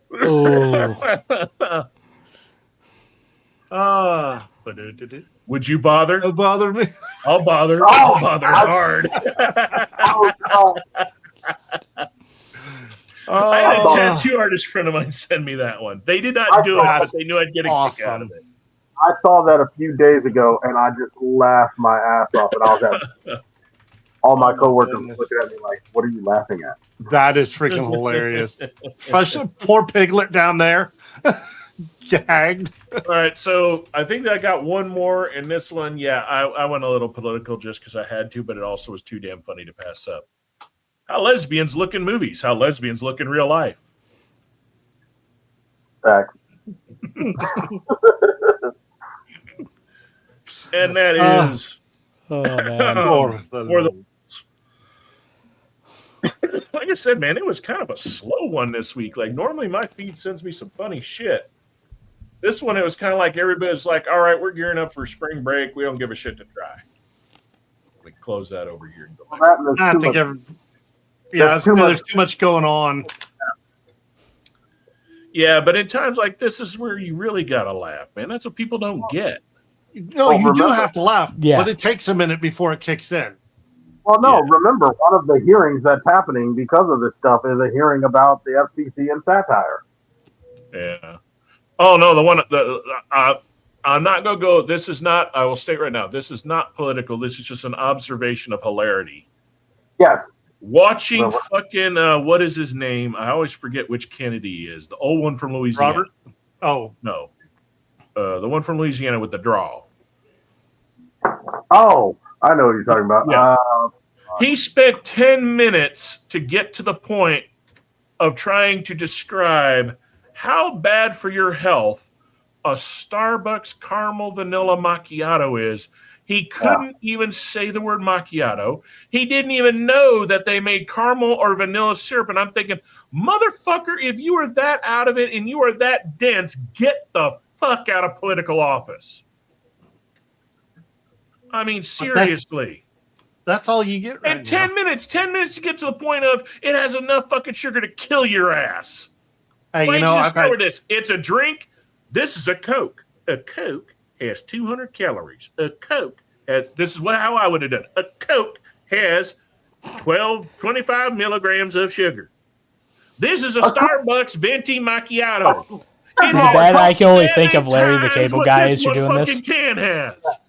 First of all, a Coke used to have cocaine in it, so shut the fuck up. Secondly, I'm sorry. I don't need to. The Coke Wow. it would be healthier than the macchiato. First of all, there's a whole lot of it might be. And There's work a whole better. than the macchiato. And you'll lose weight. Like water. Encourage people to drink fucking water. That's all you have to do. You don't even have to spend any Senate time on, these sugary, fatty, whatever the fuck drinks that they make are kind of bad for you. We already know. We have the number one. This is the most American thing you can be, and that's diabetic. Yep. All right. So to put that into a simple point, anybody that believes the FDA knows what the fuck they're doing is a joke. Yeah, they don't. Got to remember, these are the idiots that for 60 years allowed red dye number 5 and shit. And they knew. They knew about what it is. Chemical component in Agent Orange, they told you could put in everything you consume. Well, to be fair, they're also the same people who, just like the rest of us, can look at the going around where it's the guy that looks like Walter Brimley, and he's got a pile of sugar in front of him, and he's going like full on blow into it, going. Well, I mean, between Red 5 and all the Tylenol we can slurp up. Oh man, you gotta love the fact that the minute that saying came out, I'm doing this to spite him. It's like, yeah, in 8 years when your kid comes out all, you'll have really been proven right. There's no scientific evidence about acetaminophen being the cause of autism. What'd you say? I said, I'm sorry. There's no actual scientific. You know what? I'm not gonna take that from you. I'm not gonna take that. Blame. Hold on. Look at the screen. Blame entity. The man asked that he shall receive it. And the fact that all three of us have that on our soundboards right now. Right. Wait. Was this the one you were talking about, Wolf? Let me hold on 2 seconds here. Which one? Is this it? No. This was an actual video. This was a guy who was an actor that looked like Walter Brimley, looked like him, and he literally had a pile of sugar on a table, a la blow, and was literally going headfirst into it and coming back up covered in sugar, going diabetes, and he did it like 3 times in a row. Oh, that's awesome. Well, I mean, diabetes is the way you say it. I mean, that's the correct way of saying diabetes. Yeah. The best. Oh man. So speaking of I'm listening. Things that'll keep you up and keep you going, we got our roaster of the month.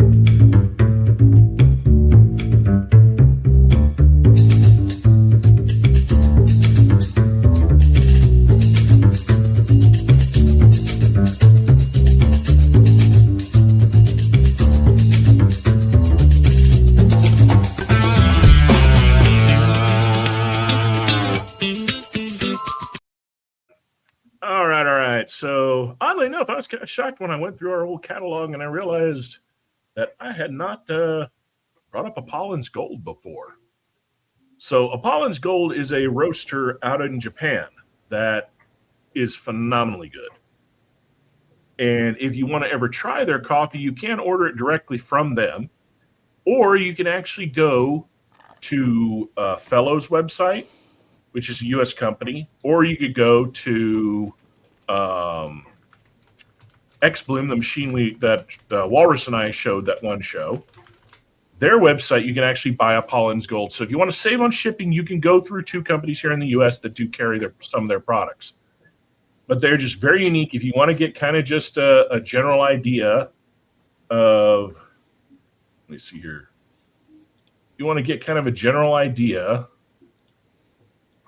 of how, I don't know why their website does not like me. There it is.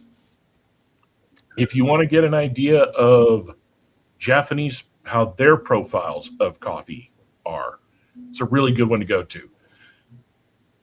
Sadly, in the rankings of coffee out of Japan, the king is Glitch. Glitch Coffee in Tokyo. Problem is, Glitch not ship. They will not. So I literally have a feeler out to anybody I know that travels to Japan that if they go, let me know, and I will shoot them $200 fucking through Venmo to buy me everything at Glitch and bring it back with them because I've never had a chance to try it. I've got a friend that goes to Japan regularly. Yeah, tell them about we need Glitch coffee. It is amazing shit. Everybody I know that has tried it literally wishes they brought more back with them. Okay. But you can try Pollen's, and they're just as good. And the thing I love about the Japanese is they're very experimental, but they don't go wild in the experimentation. Their coffees are meant to be clean, almost tea-like, smooth, no acidity. They love things being complex but simple at the same time. Unlike where a lot of the roasters that I have showed in the past that are from the US or Denmark, their sky's the limit when it comes to wild. They want to go full-on experimentation. Yeah, they're doing all kinds of fruity stuff and all kinds of crazy concoctions. Even these are going to be fruity to some extent, but not fruit-forward fruity. Mm-hmm. What would strawberry? Huh?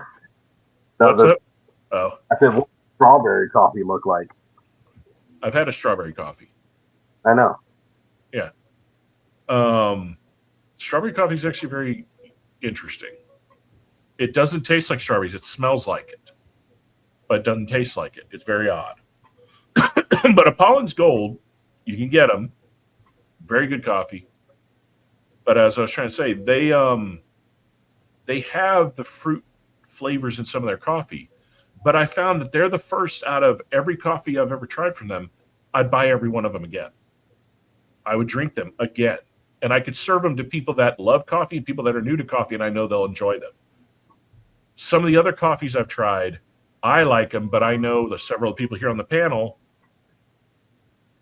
some of y'all would not because of how wild they are.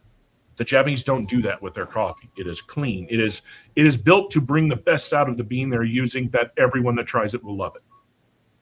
And that's, I think, even harder to do.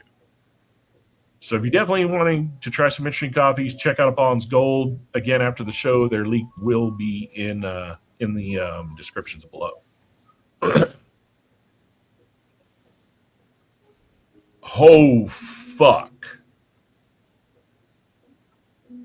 I don't think your VTuber that you follow is going to be... there's no way they're not getting banned playing those games. I mean, I loved the Postal games, but yeah, those are not a stream friendly at all. And the funny thing is, I think literally Postal 2 was the worst offender of them all. You would have thought the newest one was the worst. No, Postal 2, I mean, Christ, everything that was in the Postal movie was in Postal 2, like the game. Why they picked U-Bowl to make that movie is what literally made that movie fail. U-Bowl kills everything that man touches. I don't know why they keep letting them make video game movies. Like, nobody saw House of a Thousand Corpses? I think he's the only one that... You mean House of the Dead? House of the Dead. Yeah, because I don't think anyone else, when they want to make these movies, wants to try them. You got to remember, up until Resident Evil... Like I said, a lot of them don't need live-action movies. No, most of them don't. Or if you're going to make them, you make them off of a spin-off of things that happen in the game that people wonder about, not the game itself. You don't give it enough of a reference that you're going to be like, this is shit compared to what I played. You give it enough to where this is nostalgic. I understand. Oh, so that's what happened that I never got to see. You don't give them enough to discredit it, just enough to nostalgia love it. I would like to see a Time Crisis movie, though. Oh. I would want to see a movie. Time Crisis would make an amazing show. Ooh. You could get at least one solid season out of the first game alone and another one out of the second game. The third game kind of went to Donkey Spunk. But you know what? I want it animated. I want them to save on money. I know animation's expensive, but in comparison, I'd rather them do an anime than do it as a live action. The hunk is a weird. Okay, entity. Have you seen the mod? So modders already have modded the hunk in the new Resident Evil video game and turned him into Shrek. So a big, massive, growing Shrek is basically lurching after you in the halls. And whoever did the animation on the Shrek actually looks as good as the movies. So that's the roaster of the month, ladies and gentlemen. If you want to try their coffee, feel free to. If you like it, let us know. If you don't, let us know. If you have a coffee roaster that you like, leave it in our comments. Let us know. We're going to hop right in here to What the Tech and go play us our intro. And Sharky got the helm.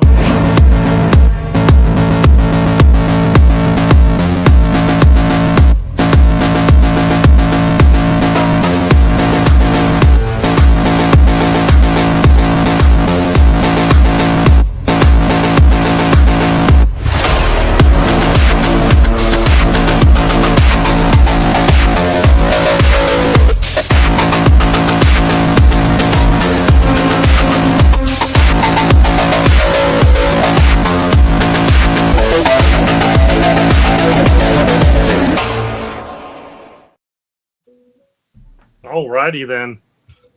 Well, a few things to cover this episode. We're going to kind of get into how California and friends are going after 3D printers. Iran found out they have some friends in cyber places and trying to figure out if Google's going to be appling my Android or not. So dig right in. Yep. All right. So, yeah, it turns out California now... They say it correctly, California. Let me make a disclaimer first. This has a political aspect. We will not be covering that. The only reason we're bringing it up is because it's part of what it is. So we are. And another way of describing that, anytime you bring up California, you have to be prepared that there's going to be no lube because Gavin likes it that way. Exactly. But it's not just California. It's also their psychos to the north, Washington, and Smoker, Colorado. All three of them have put out House bills that aims to ban 3D printers. Specifically at this moment, they're targeting anything related to firearms. Hey, you got to give some credit to Colorado being able to do anything, considering the clouds surrounding that place gives everybody a fucking secondary high. Yeah. No, because as for they're Washington, rich people I'm shocked areas. that they remembered what tech was, considering everybody exited them back in the summer of love. There's a whole bunch of them in Spokane that, need to come up with new crack pipe ideas. But hey, get it right. Get it right. It's not crack. It's meth. Meth grows in a bed. Meth is easier to make in a cold climate. they're too poor for crack. Got it. They just never got it up. It never got up that far. It kind of hit the Rockies and went, we could do happy right here.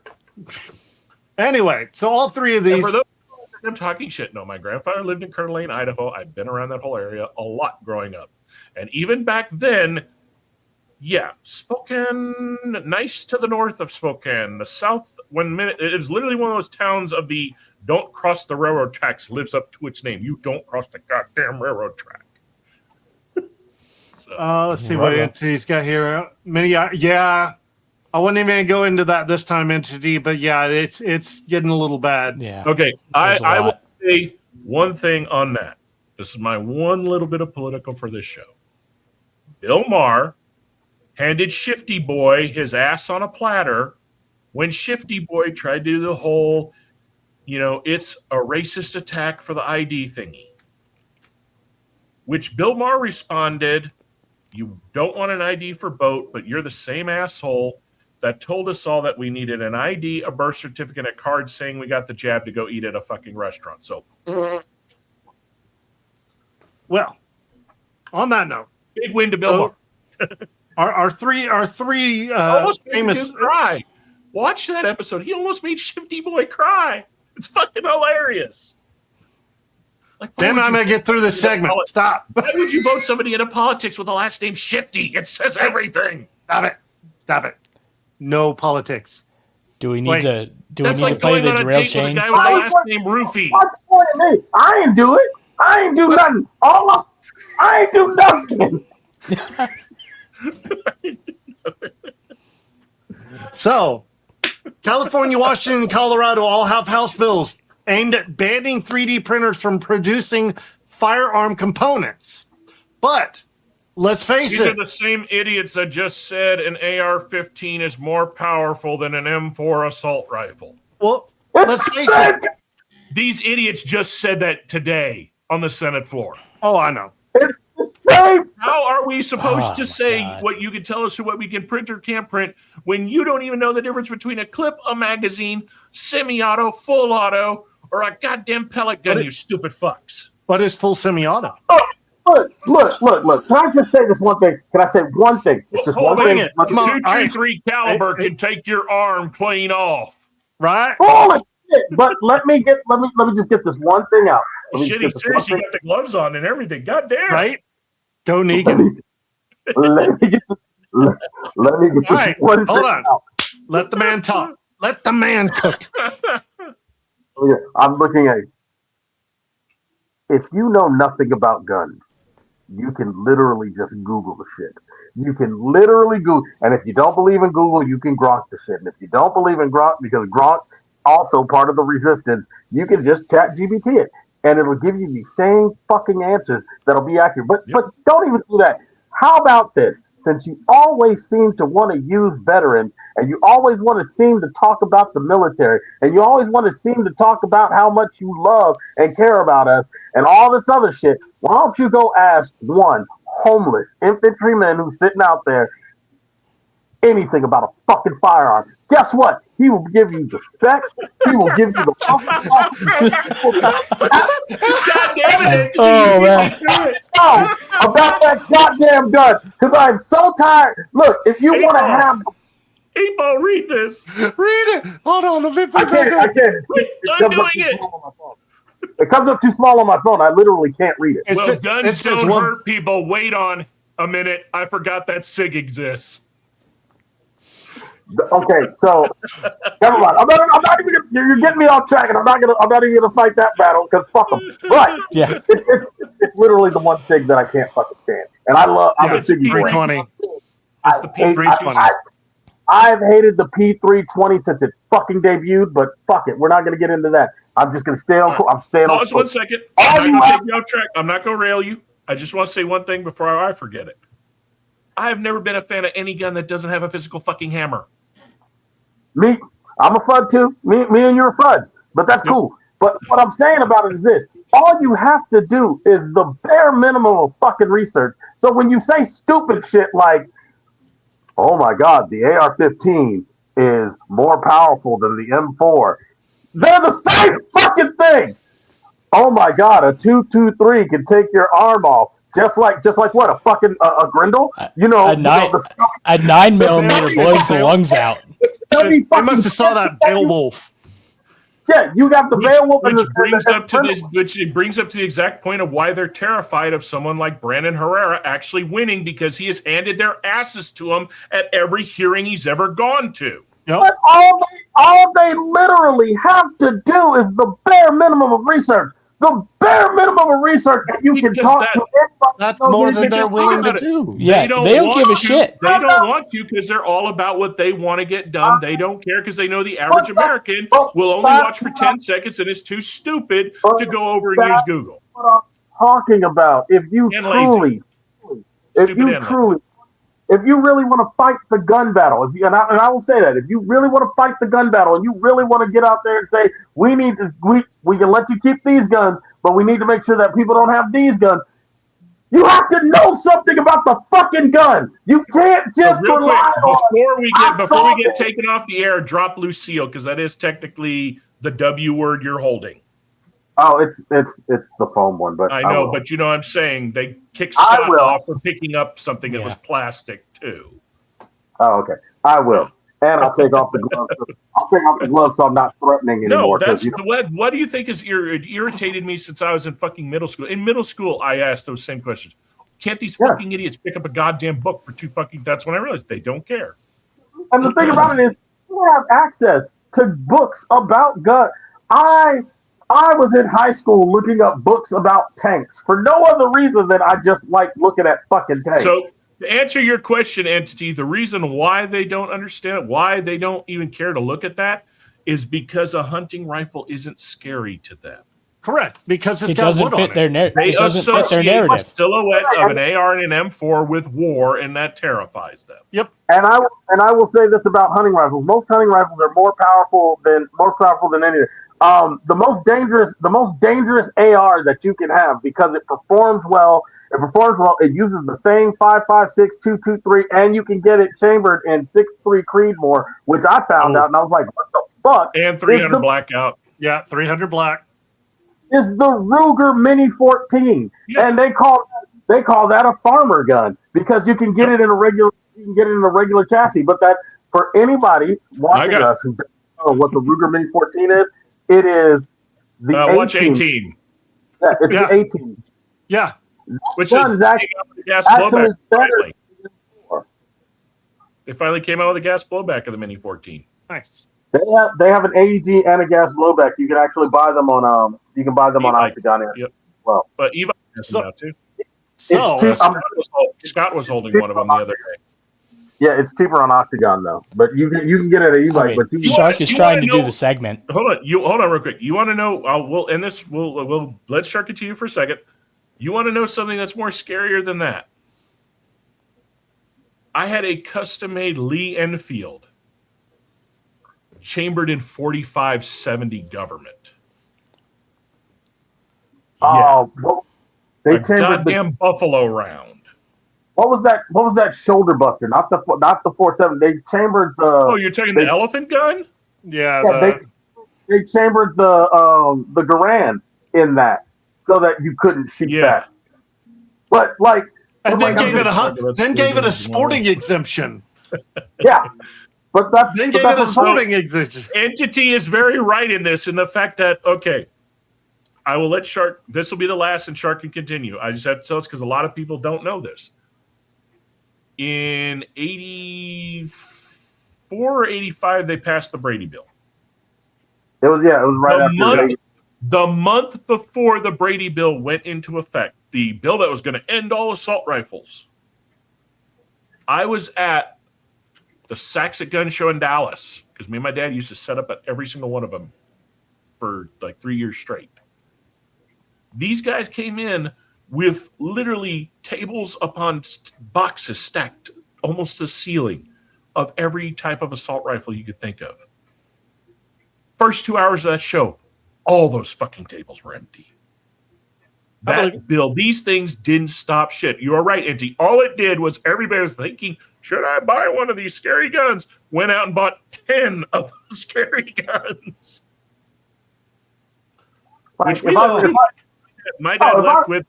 my dad left that show with a really nice Ingram. Look, if I really wanted to mess with if I really wanted to mess with the government and do some stuff and get me a gun, I'd just get me a BAR. 30-06, semi-automatic, muzzle velocity that's real big. It looks like a giant FUD rifle, so you're good. And good luck with your level 4 plating. Yeah. Well, not just the level 4. This brings up something I've never thought of until now. Could you imagine if you had one of those and you actually had to use it in a situation? Think about all these, we'll say, let's go. You got guys that are used to pop, pop, pop, brat, brat. Imagine the look on their face when they hear pop, pop, pop, pop, and literally brick walls are flat, turning into fire. All I see right now is, do we have a problem here?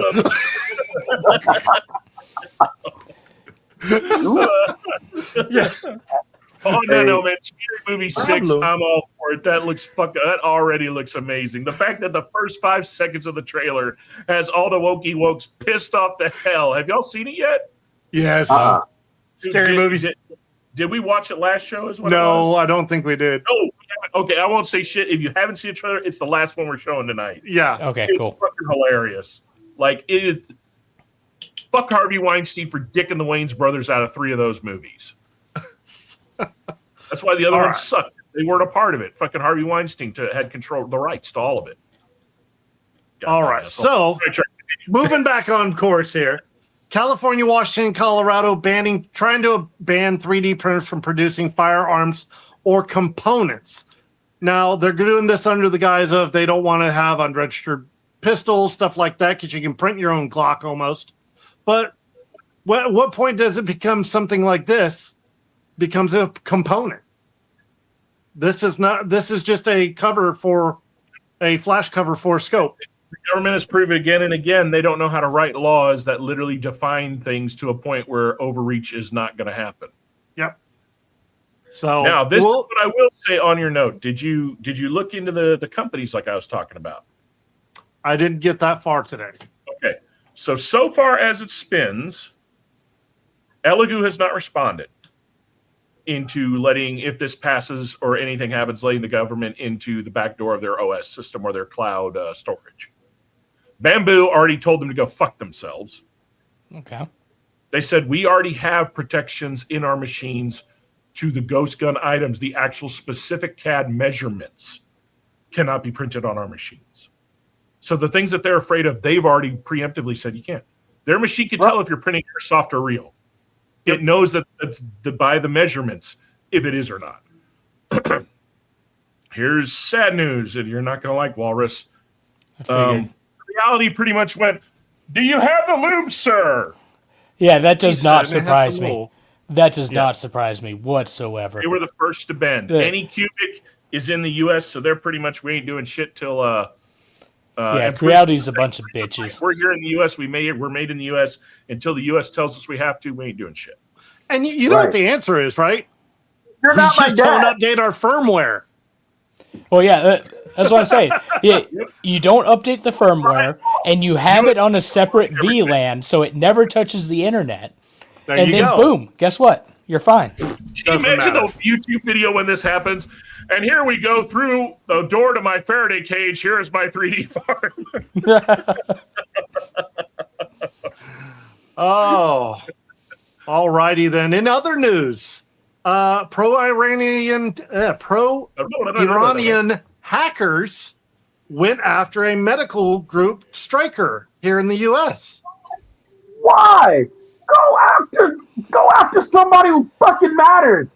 Jesus, the fuck. What the hell? Stryker makes like medical equipment for like medical DME and stuff to help people. Why the hell go after that? Because they were an easy target. No, okay. Easy. Hold on, real quick. Hold on. Here is why. They're too dumb to probably not realize that is not a company that has anything to do with radiology equipment. If you're thinking from a strategical they think it's a Stryker vehicle. They heard the word Stryker and they were like, oh, this will stop those vehicles from rolling over us better than rocks. It's like, what the fuck? Look. So the group was not Iranian though. It was Iranian. It doesn't matter. It doesn't matter. If you're pro-Iranian, it's just like people that are pro-Palestinian. It doesn't matter. If you're pro-Iranian, where were they from? I didn't get that far. Because I was going to focus on more of the fact that people should be making sure that if their passwords have not been updated, if Google tells you, hey, you got compromised passwords, change your shit. Because this kind of stuff happens a lot more. And when he's talking about changing passwords, people, 1, 2, 3 in a word that associates with you with a hashtag and 3, 4 is not a fucking password. QWERTY is not a password. Don't use any password at all.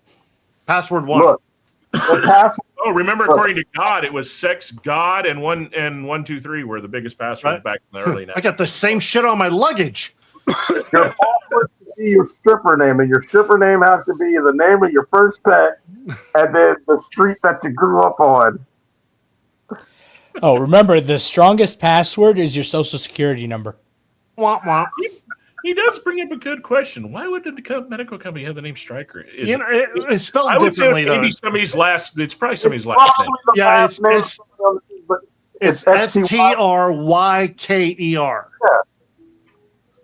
Yeah. Even still Stryker, but anyway, the group was claiming they did all this because of the missile strike on the kids. But the whole point of me bringing this up is people update your passwords, make sure your firmware is up to date, make sure you have security in place.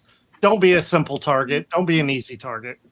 I am a pro-Iranian, and I am so angry about the strike that you did on the kids. So I'm going to fuck over a medical group that probably would send the stuff that was needed to help the kids that got hit by the fucking missiles. You stupid fuck. I'm going to laugh if down the line it comes fact that the missile wasn't ours. They fired one of their own, and it just kind of went... Because there's have a habit of, yeah, fire, premature ejection. Oop. Well, and that's the question is, like, we're not going to get too deep into this, but yeah, there's a whole thing that supposedly it is ours, and it was just a miss. Like, we were supposed to strike some across the street or something, which is usually highly unlikely, but... You could say I'm a dick, just kind of like... Listen. We've done that since Vietnam. World War II, really, but we've done that all the time. You send the thing over there, you're supposed to hit the military target or whatever, and there's a school or there's an orphanage. Put right there. Yeah. Yeah. So. Not to factor in also, too, look at the sheer amount of ordnance we have dropped and only one thing got hit. That's kind of an improvement for everybody. I mean, we did carpet bomb the living fuck out of a lot of that place already. But at the same time, who are you going to believe? The ones that, have barely discovered fire, or the ones that have put Ginsu knives on a fucking missile and decided, I want to take out that person in that car and leave everybody else alive. No, that person on that balcony. Yes. Well, they also did it in a car. Yeah, that's true. They did do it in a car. But, yeah, we're not going to go too deep in that because that'll just that's a whole can of worms. Yeah, that's a can of worms we don't want to open. It needs a battery. The last thing we need is a bunch of comments from a bunch of motards that I see you over there. Hey, 8-ball. It needs a battery, just like something else that lives on your ceiling.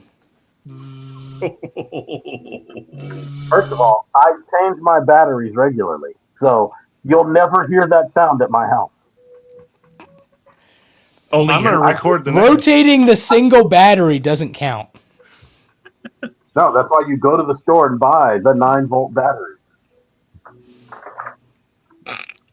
That's right. I know what battery. Hey, we're not getting there. We're not getting into that. Yeah, no. We're gonna drop it at this point. This is not a laugh, and this is not a smile. Subject. All right. Next subject. Hold on. Since these kids have 10-second brains and they don't seem to research things and they don't seem to understand, if you want to know everything about the people over there and everything about the people that you're like, you just watch an Ahmed routine.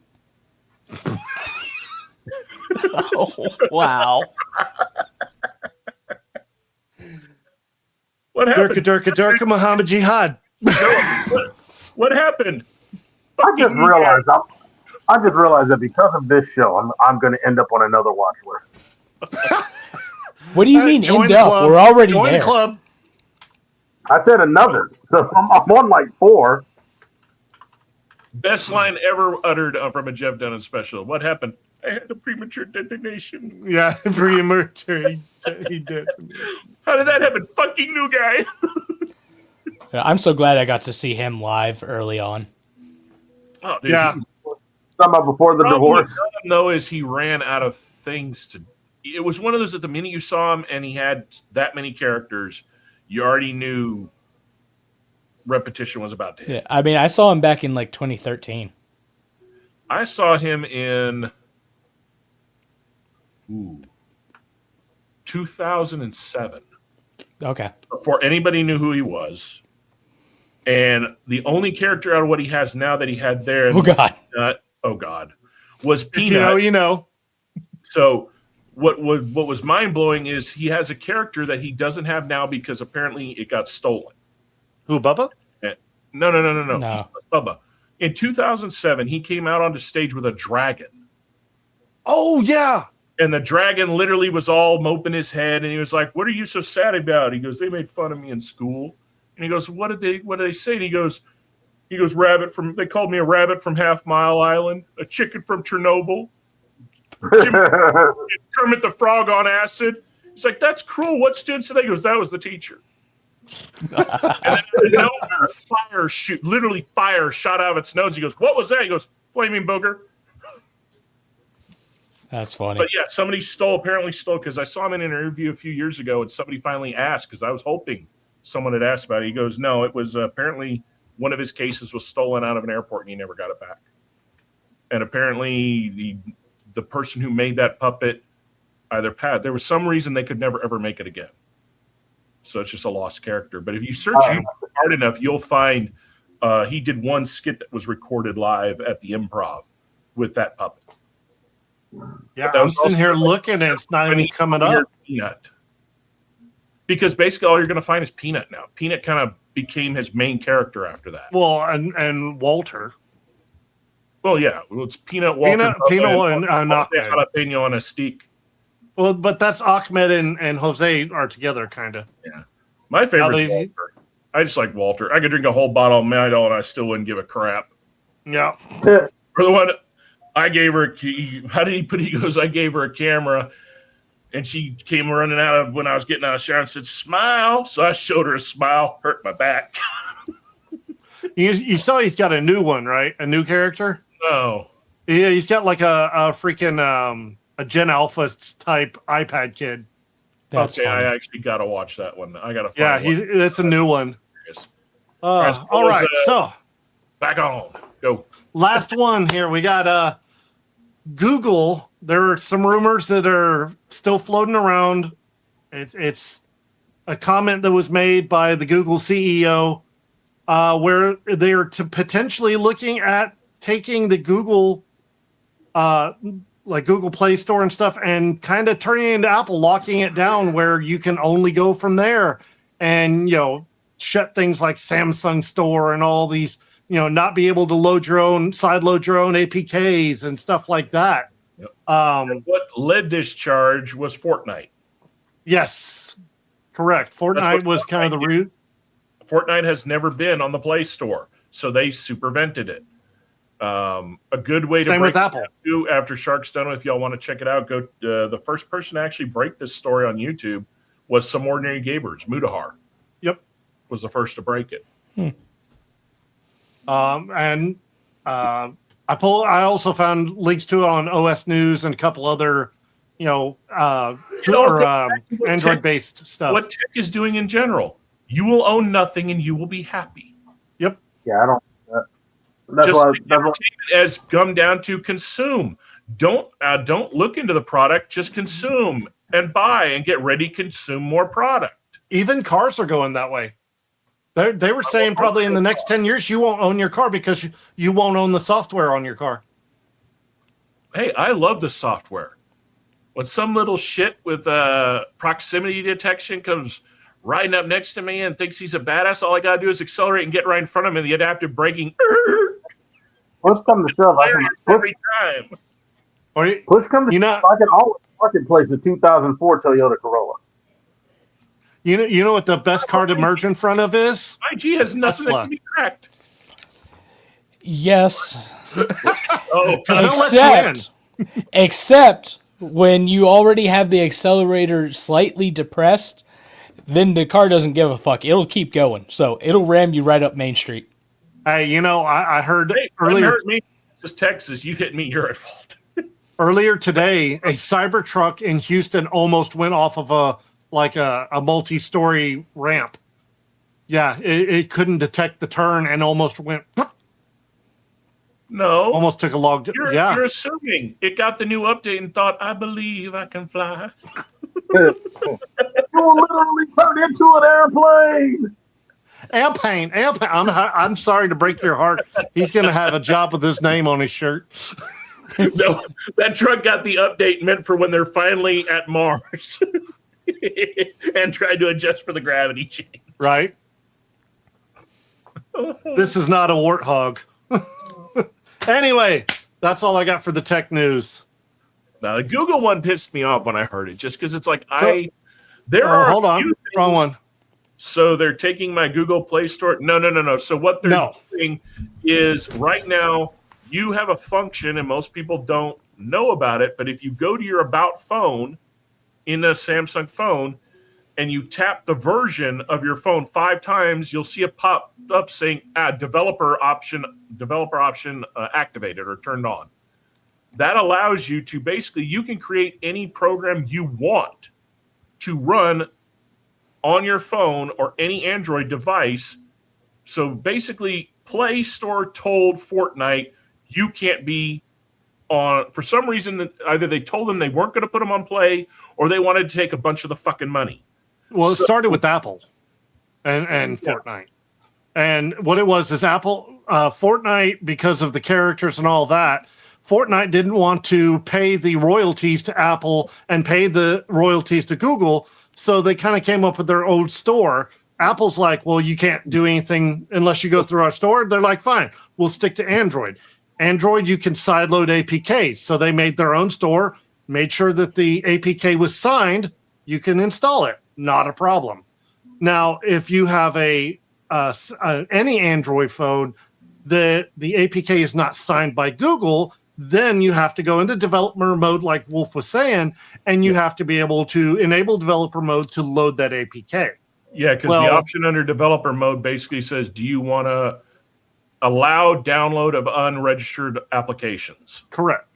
And all that is. Remember, this isn't just phones. How you update your Android Auto to the newest beta firmware before downloading it from Android. Yeah, and remember, this isn't just phones. Like you're saying, for the car stuff, phones, tablets, all of it. VR, your Meta goggles and all that shit. Yep. Guess what? It's actually just Android. Yeah. It's all Android based. So, and they're looking at shutting it down where you can't use the pure Android. If and you all will. it comes down to is money. That's what kickstarted all of this. So Apple wanted to take their usual, I think it's like a 30% split of anything sold that is a price tag on the Apple Store. And I Google think went even further. Google wanted like 30%, but also then wanted said 30% of any in-store purchase in the in-store game transaction. And that's really where Fortnite's creators went, go fuck yourself. And that's where they made their own store for Google. So now Google's just basically being the greedy little bitches that they always have been and always will be. And everybody in Congress everybody in the government is too goddamn dumber in their pocket to understand any of this shit. Capitalism. It's capitalism. Nobody in the government can do anything about it because it's a fucking business. They kind of have the Google already. Because between Google and Apple, you have monopolies.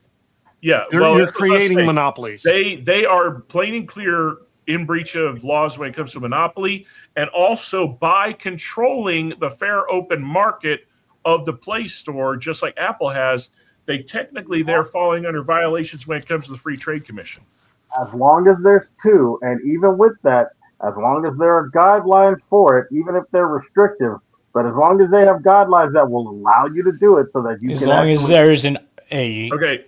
You're wrong. It seems like there's choice. You're wrong when it comes to Apple and Microsoft. When it comes to Apple and Android, those don't fall under that because Apple will only work with Apple and Android will only work with Android. So they have created their own self-contained system with no alternative. Catch you later, Entity. So that's where they're getting in trouble. But again, you listen to these idiots when they're up there, they don't understand any of this shit. They get a bunch of talking points to make it look like they know what they're saying, but either they don't care or they have no too old to care. Well, yeah, you can have them sitting up there shitting their depends. They're still in the right room. I hate to say it, we need Gen Xers in there. We do. But we don't want to go in. No, we don't want to deal with the bullshit. Deal with that shit. We want to be left the fuck alone. The problem is now it's interfering into everybody's lives and it's interfering into shit. Eventually, that's what okay. So today when I was driving, for some reason it popped in my head. What would be a song that would be the call to arms to Gen X?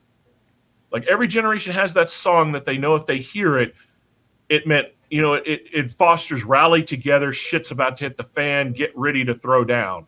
The reason I was thinking of this and trying to think of the song is because I want to... Outcast. Huh? Bob going back Outcast. No, we're talking older Gen X. I'm thinking like 80s to 90s. Outcast would be Xennial. I have a video idea I want to shoot the dad bod veteran that nobody's made. Because everything's hitting the point where even us Gen Xers are getting so fucking fed up. Can you imagine a video with him just sitting on his porch doing his spiel, and all of a sudden this song gets played and he perks up, and then all the other Gen X creators pop into the video hearing it, and next thing you know, you got them all in the street holding bats and everything, saying, "You woke us the fuck up." F-A-F-O. What song? He's done that. But that's what I couldn't figure out. I couldn't figure out the song. Every song I know that was a Gen X moniker to us were happy songs. I can't think of what a call to arms would be. Fight the Power. Public Enemy. Maybe. See, that's what I've been writing about all day. I haven't been able to figure. I know there's one out there. Just for some reason, my brain hasn't figured out which would be the perfect one. Like I know the song that was the moniker for the teen angst in all of us. I mean, we should ask the comment section for this. I know it. I know it. Fucking Beastie Boys.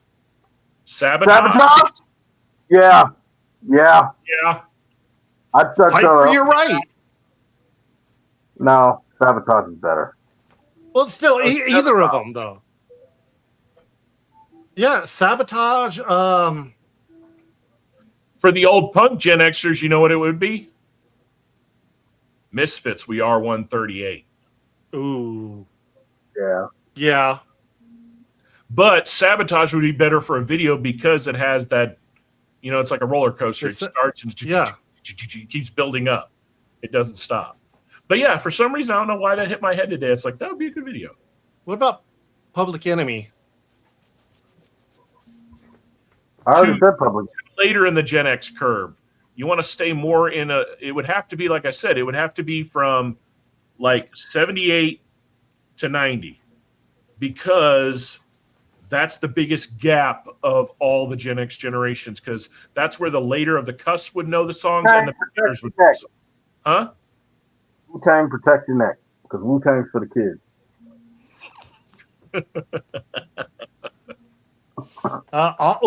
What about Offspring?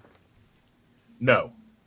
Keep them separated? No. Offspring has been, in most Gen X circles, ostracized.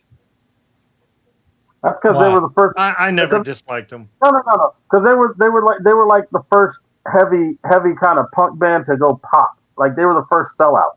It's not just that they were the first sellout. The first sellout was the first domino. The last domino that sealed their fate was the drummer that had been their friend their entire lives was hesitant about getting the jab during the coof. And instead of understanding their friend and trying to reason with him, they kicked him out of the band and have never brought him back. Yeah. So after that, most Gen Xers were like, fuck that band. I didn't know that happened. Most people, they kept it on the very down low of what really happened. What about Bulls on Parade? Been hijacked by too much millennials. Yeah. Because you got Bulls on Parade, you got Rolling Down Rodeo. Yeah. Bulls on Parade would be the best one for a Call to Arms, though. Rolling Down Rodeo. Ooh, I just thought of two.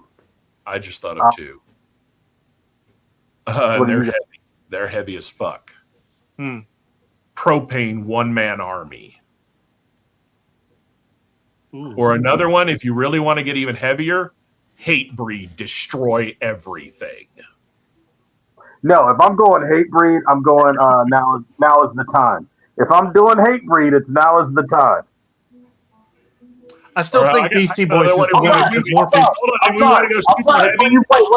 Wait. For you purists, I know the name of the song is "I Will Be Heard," but I just want to make sure I don't want to get that. You're not a real Hatebreed fan. Oh, I got one for you. Slayer, Raining Blood. Ooh. Yeah, but can you imagine if you could create this video and you got Jerry King in the center playing that guitar riff?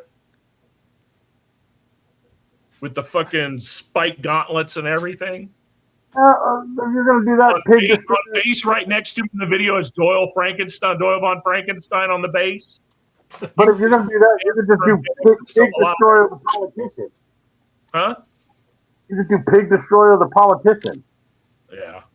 Yeah, but then you're moving away from stuff that's going to be more mainstream. That's going to call to everyone when you start going that route. Well, no, you go hate breed. You go hate breed instantly. Okay. No. They're gonna sue me for saying it. Metallica, Justice for All. See, I'm surprised that y'all didn't say something, fucked like Marilyn Manson, because he's like your people. I'm sorry, child. What? No, look, Marilyn Manson was actually the end of Gen X in the millennium. He's y'all's creature. We do not accept him. Look, Manson's my creature, and then secondly, the songs that you would use go zombie. Came out. Well, the songs that came out after that. You can't really use Rob Zombie because there's nothing that's a call to arms song. It's like it's a gathering song, but you've got I just thought of two. 1965. I just thought of two. What? Twisted Sister, we ain't gonna take it. There you go. Simple. Or easy to go with. Or hold on. Or and everybody's gonna know it. Cooper, School's Out. Ooh. School's Out could work. School's Out could work. Yeah. See, those are two I know. I haven't known like half the shit you guys have said because it was obscure and not good. Gator Duck. Gator Duck. AKA just let me throw shade, 8-Ball. All right. There you go, Chompy McQuack Quack. Chompy. Look, come out of the hermetically sealed box that you live in. No, it's safe in here. It's a hard one to try to figure out what would be a rally cry to where anybody of that generation would know it. The DuckTales theme song. No, you'd have to go Goofy Movie instead of DuckTales. That route, If you're going that route, the song that played every time Optimus Prime went into rolling mode on Transformers. No, not the movie, the cartoon, the original cartoon. F that Captain Planet. Don't talk about that movie. We do not talk about the emotional trauma of that movie. That's just like we do not talk about Spider-Man. We don't talk about our facts. Our text. I mean, if you're going down that route, you might as well say Tailspin. No, because that song's not a call to arms, and not everybody watched Tailspin. Yeah, I did. I know we did, because if that's the case, we can go Chippendales Rescue Rangers. Correct. Yeah. Shit. The live action. Oh, you know what? No. G.I. Joe. Wait, that's what I was about to say. I was like, I already got it. G.I. Joe. Yeah. G.I. Joe. No, I think that'd be a badass video. I think it'd be a neat little idea. But it would only work if we already hit the point where all of us of that generation really want to actually get sick of all this. I still think Beastie Boys is the winner because, like you were saying, the build up, it's a call, at the start. Yeah. It's the best for that. It'd be another good one. Honestly, anything by this band. The Prodigy. No, because Firestarter is literally the only good song that they have because I've listened to their album. It's really the only good song that they have, and you have to get the production version of it because the live version of it sounds like shit. No, the only good. Honestly, I saw the Prodigy. Like the only song that they played that they ever did amazingly live that was good was Voodoo People. Yeah. Voodoo People, I think, was actually better live than it was. Honestly, who actually shocked me, who was better live than ever on his recordings? Fatboy Slim. Really? Was fucking amazing. Him and the Chemical Brothers were insane live. That was because of the way I've heard that about the Chemical Brothers, though. But that was because of the way that they did their shows. Those shows were fucking amazeballs. They were epic. You know what I'm pissed off about? I never ever saw Daft Punk live. Ooh. And I wanted I love me some Daft Punk. Is there another one that their live show is 10 times better? So on to our next subject, which we're going to talk about very quickly because not everybody in the panel has seen it. One Piece Season 2 dropped, so you can binge it all if you want to, if you already haven't. And I am thoroughly impressed because for one main solid reason, other than all the reasons I could get into, but we're not going to get into because two people here haven't seen them all, is the simple fact that Netflix beat their Season 2 curse with this. They For built sure. a season just as good and in some parts even better than Season 1. Yeah, the production quality went up. What is it? Season 3, Zoro's fight was badass. Dude, just the way they made everybody look was good. That was the part about the show that worried me the most compared, like, how do you do the characters from the anime? And some of them they've already went into in this season, a few of the characters that are the beginning Some of of the crazier ones. and they did good. They did. made changes, but the changes made it to where you are in that over the top, but you're not camp. I said this I said this about the show. Like, I love the fact that the show does actually maintain some of the quirkiness out of the anime in it.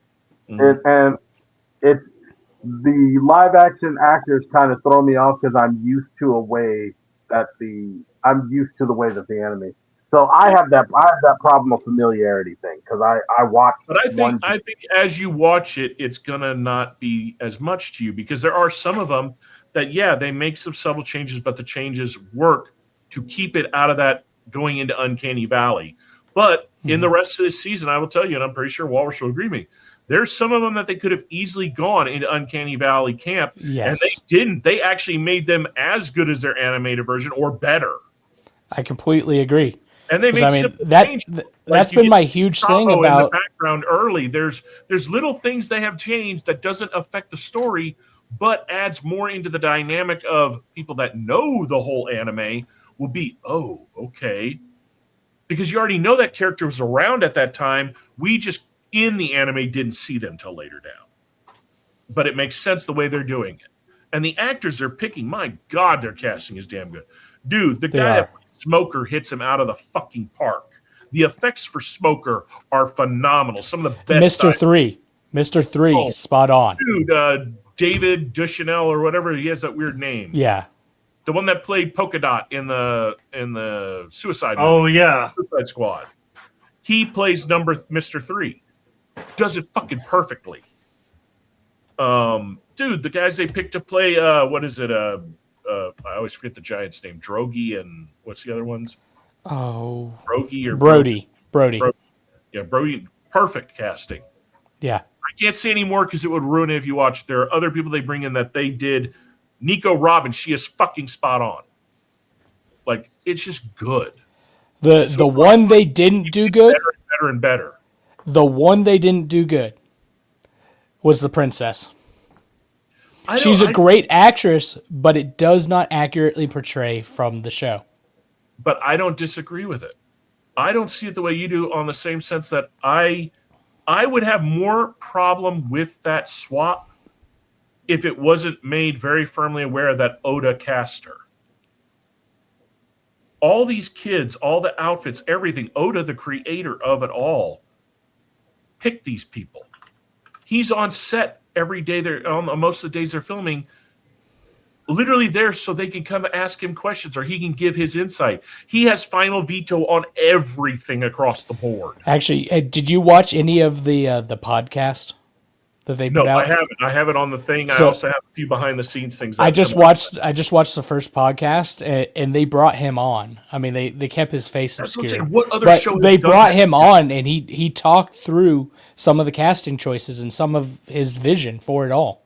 So it was very well done. He was picked was because think about her storyline once they reach Alabasta.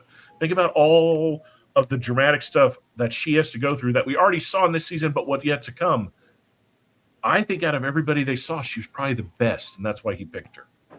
She embodies that character, and we're going to see it into the next season more because her biggest. Yeah, I wasn't heavily offended by it, right? Yeah, because for all the things you're saying, it was great. Yeah.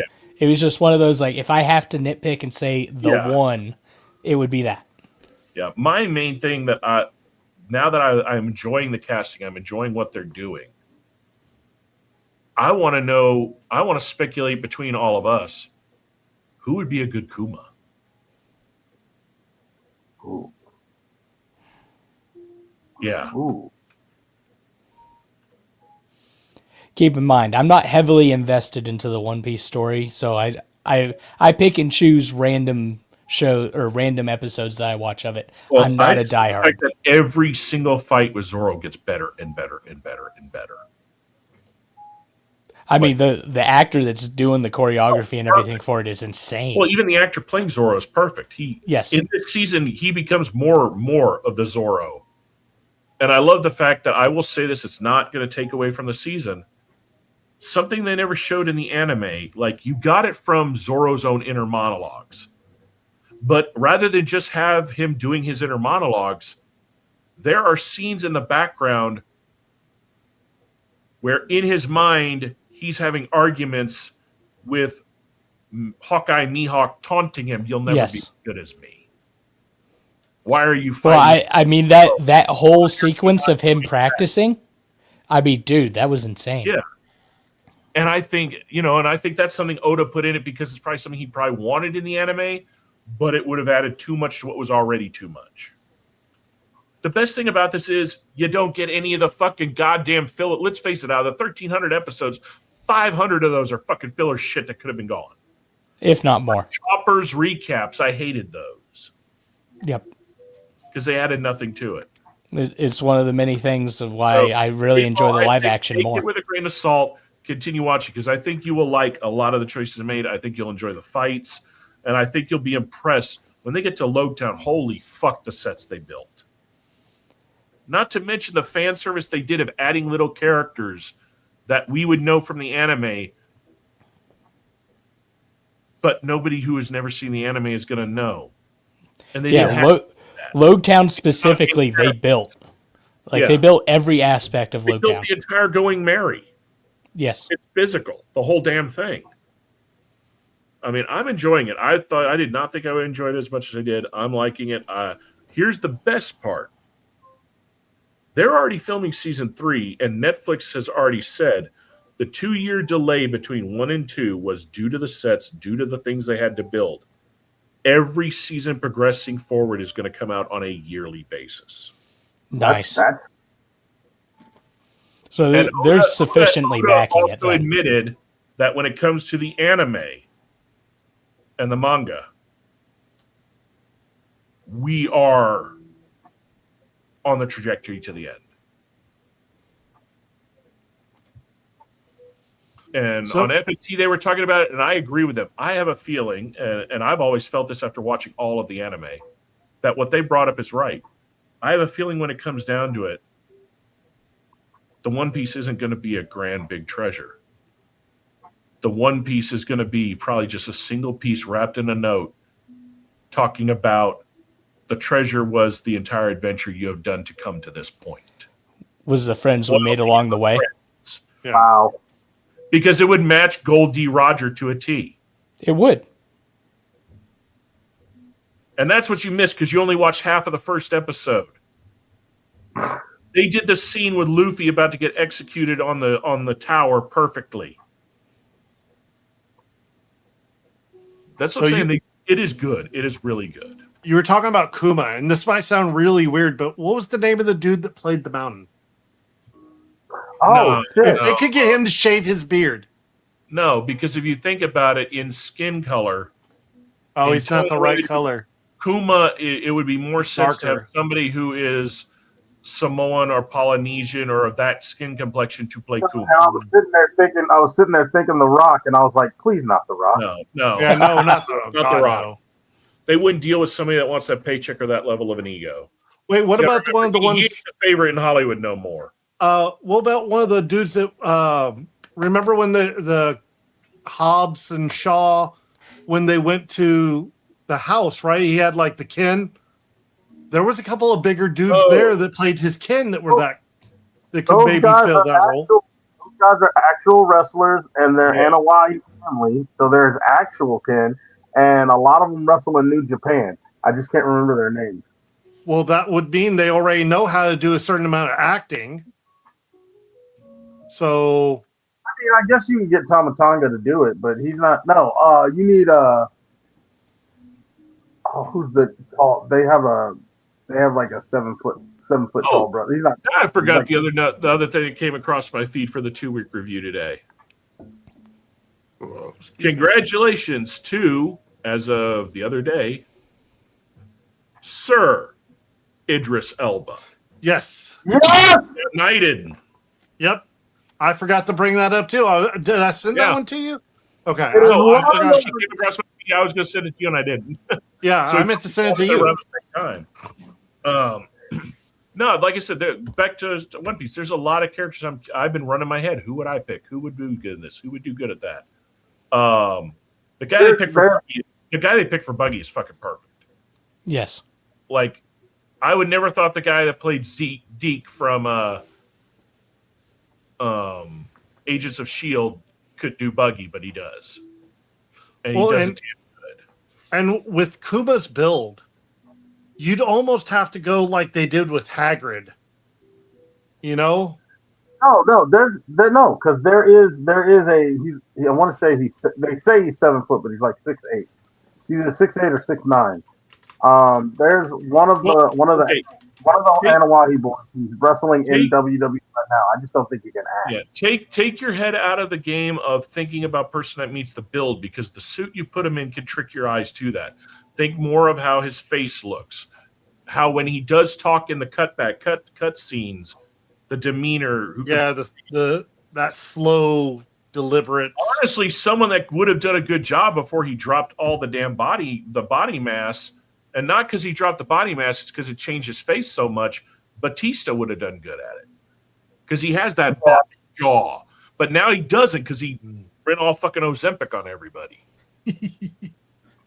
Dude, that is more than cutting the juice. He went on some serious weight loss shit. Well, he got old like that. Yeah, but even at old, dude, in 1 year's time, he went from ripped to that. That's too big of a drop. You gotta understand, Batista, before he joined wrestling, was a bodybuilder. And then he joined wrestling, and they said, keep up the body. So he did. And then he stopped wrestling. But still, but the problem is he kept the body. Arnold. Dude, the photo that they first showed when he looked like that was only 7 months after the filming of Guardians 3.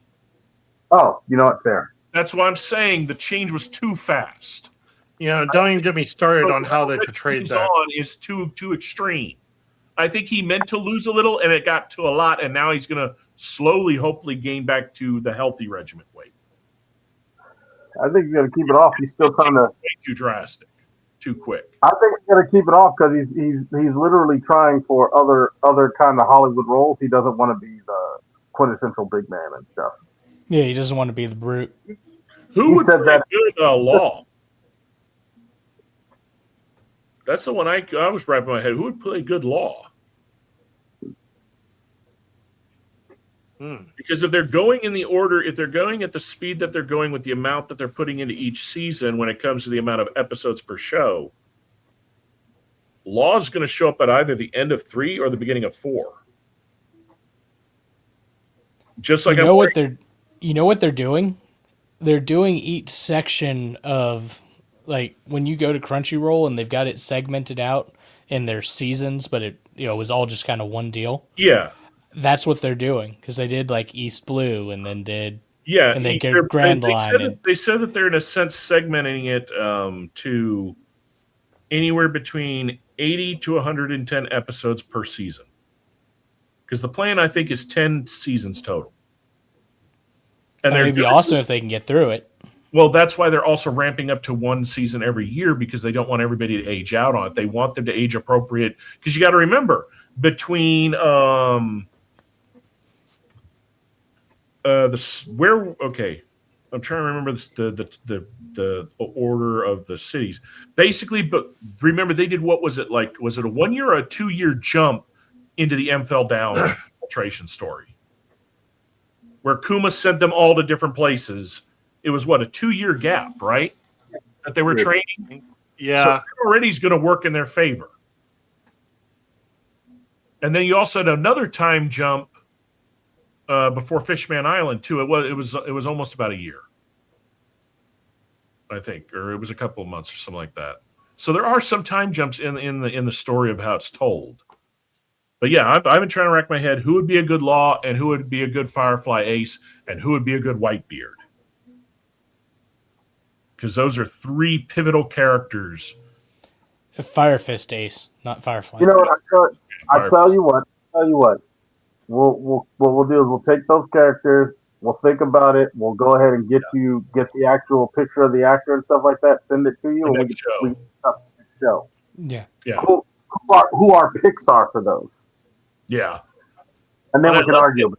Yeah, let's get into some trailers.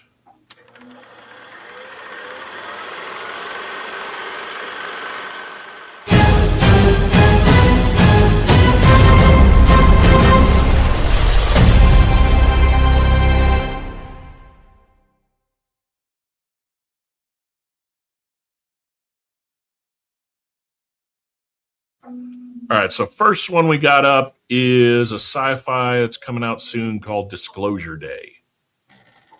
And you guys seen this one yet? I saw the trailer. I saw the trailer for it.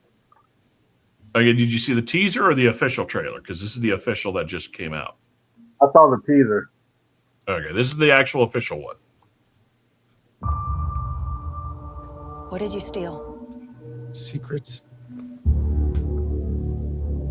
All right, so gentlemen, feel free to talk during the trailer so we don't get pinged because we're not going to pause anymore. We're just going to talk enough to interject to where the damn AI doesn't know what the fuck is going on. Oh, now. Yeah, I thought that was cool. The crop circle being made as you're standing in the damn thing. Yeah. Holy smokes. Oh, Good Spielberg. morning, There you Kansas go. City. Spielberg. Let's take a look at today. Let's today is today's. Autism strikes hard. Do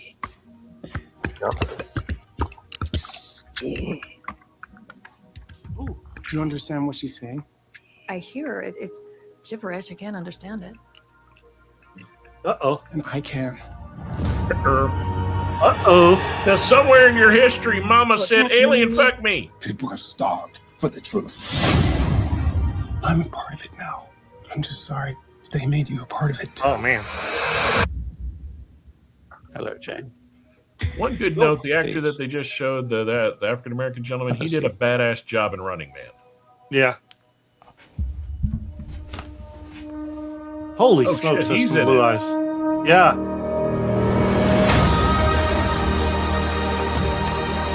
This reminds me of This 79-year terror campaign of lies has to end. what was it? Swing Away. Full disclosure to the whole world. That truth will upend all established order across the entire world. If you do this, there's no undoing it. Oh my god.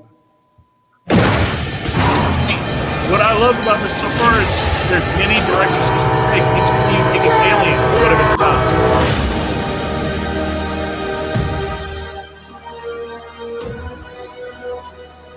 Why would they do this? I don't know. It's got kind of Falling Skies kind of vibe. Yeah. I'm getting Falling Skies meets Inception. Falling Skies meets what was that one with he was a translator for the alien? Oh, Arrival? Yeah. It's Falling Skies meets Arrival. What's the one that I was thinking of? The Swing Away where the wife was cut in half and Signs. I was getting some Signs vibes out of this.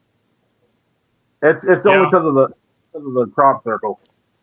No, wasn't the crop circles. It was it was a lot of other stuff that I was getting. Like the obvious is that it's a movie that's going to expose that they've been here the whole time. But knowing Spielberg, the man does have a record of showing you something, and what ends up is not what you thought was what's ending up. Anybody remember the show V? I was about to say also this is kind of, if you think about it, V with a twist of, since it's Spielberg and Lucas have worked together along, Third Kind.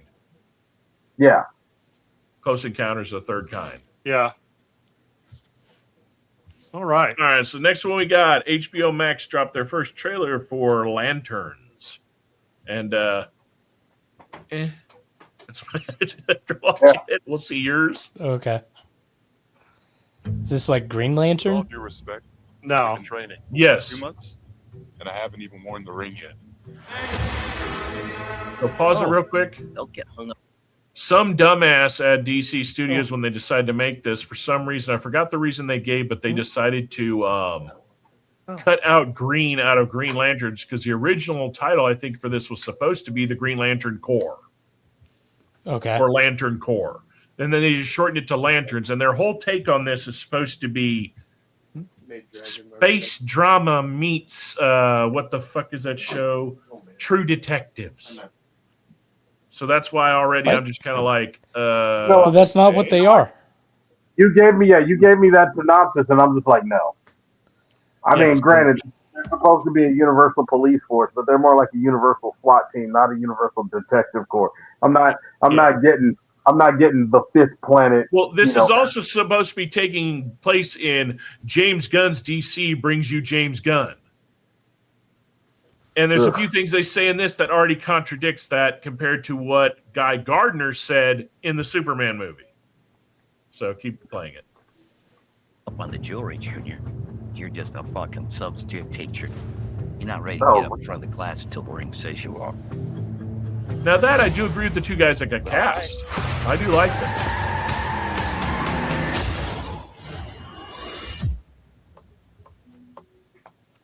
I could have died. You want me to train you? I'm training you. This is the conversion story. Yeah, we'll take a look at this. Tell me what this tells you. This is my town. Why do you get they're going to put some type of message in this? Think she hates your guts. It's the way she leads them. This is a stupid plan. The thing about this is, That's stupid. part of it is the Green Lantern Corps itself doesn't like humans. So this in itself seems stupid to me. Well, no, because this is the story of Hal teaching what's his nuts It's how to be a lantern. Hal Jordan and No. I understand and I get that, but I'm just looking at the bullshit way that they're doing this. Because if you remember, the Lantern Corps doesn't like humans being Green Lanterns. No, Well, they don't like humanity. I'm going to skip to. He says later on in this trailer that he's the only human among the Lanterns, which is bullshit because Guy Gardner's human. Yeah, and this is supposed to be taking place in the same universe as Guy Gardner in James Gunn's, brings you everything. Yeah, that's not. That didn't check. We both know I do a better job of this than you. But just wait, it gets juicier. This is my job. As long as I'm alive, that ain't changing. So take a deep breath. That's how Jordan and John something, right? Yeah, John. John Stewart. Yeah, John Stewart. You're tired.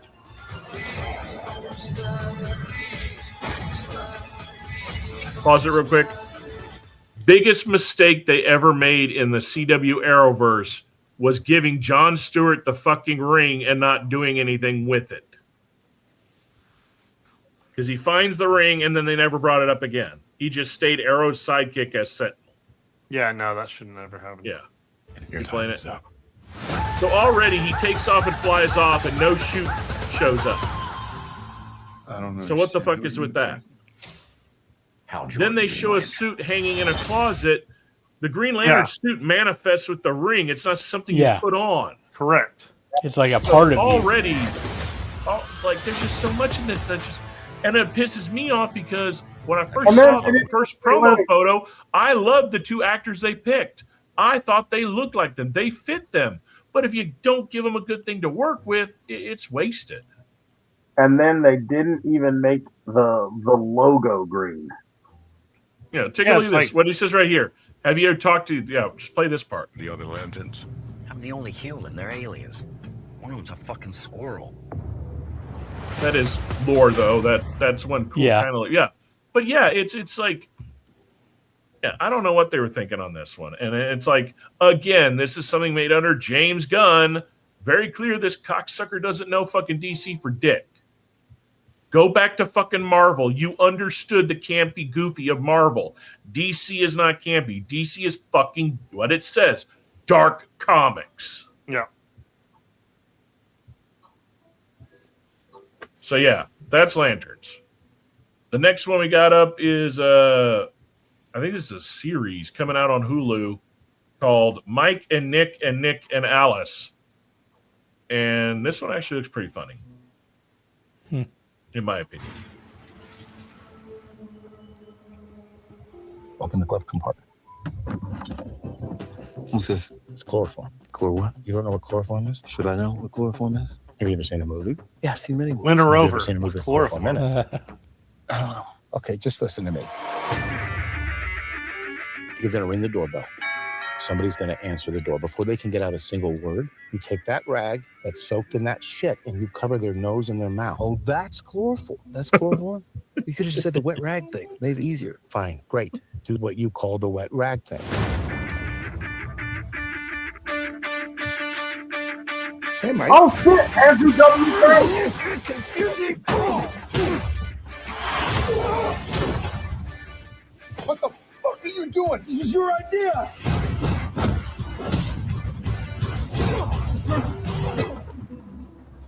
Oh shit. What's happening? I'm you, but I'm from the future. They came back in a time machine. You sound insane. No, I understand. I want to try to right some wrongs here, but there's a person that can fuck this whole thing up, and that person is me. Oh, I thought you were a Wow. clone. Well, clones aren't real, dummy. And time machines are super grounded in reality. Yeah, obviously. All right, this could be interesting.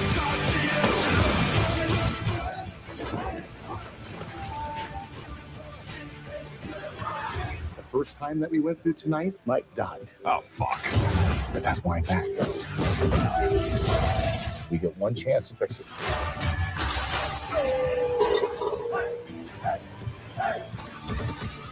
Okay, so who killed me? Have you ever heard of the Baron? He's a cannibal assassin. Hello, hello, hello. You look delicious.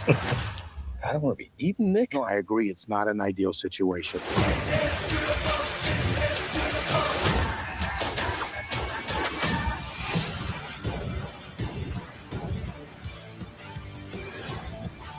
Hey, Nick. Oh, come on. You killed the DJ? It was a moment, and then accidentally, it was an accident, but then I shot him. You accidentally shot I him. shot him, and it was on purpose. All right, what are your thoughts on that one? Yeah, that one looks fun. Yeah, I think I'll watch that one. All right, up Oh, next gee, we got. what is this derpy thing over here? I don't know. Who I don't know. Who are those guys? So the next one is a movie coming out with Henry Cavill, and I gotta say it just because a bunch of people recently have said it how to say it correctly. It is Jake Gyllenhaal is the actually way of saying that last name, and Henry Cavill in I can't remember if this is a movie or a show coming out called In the Gray. Oh shit! If Shark will bring it up. Well, I hit the wrong button, so I have to. There we go. You know what? 3, 2. Hey, hold on, pause it. It's a lot better than last show where your drinky took over. we had a sausage shark last time. Right? Uh-oh. Saucy. Call Gary into my office. There is a situation here. I assure you you'd like to listen. The alternative is very expensive. Gary! Get them out of my office now. Gary. Come on. I will, There are two to the versions end of of my it. days, always remember that actor as the villain from Hackers. Mm. The Yep. Plague. Narrative plays out. Exhibit A. Gary waits patiently and quietly by the door. Exhibit B. Gary steps forward, and you spend the next 6 hours sponging him off the walls. I know which version Gary would prefer. Gary. Manny Salazar. He's not really the guy who loan $1 billion and expect to see it back. You think you can recover it? You know I can. And this job, when mistakes are made, you need insurance. Kids, don't say a word. Follow me. Bronco and Sid will now solve it their way. Love the shirt. It's silk. Of course it is. I just told you. It's silk. I know it was Guy Ritchie. Yep. I knew it was Guy Ritchie. Salazar's island. The police are on payroll, and he has a reasonably experienced private army. Tick every box. Tick every tuck. Lube every wheel. Lick every stamp. 3, 2, 1.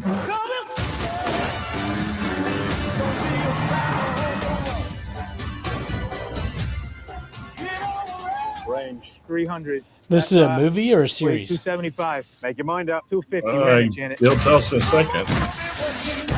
They work between the moral What? Keep playing. It'll say. and the immoral. The black and the white.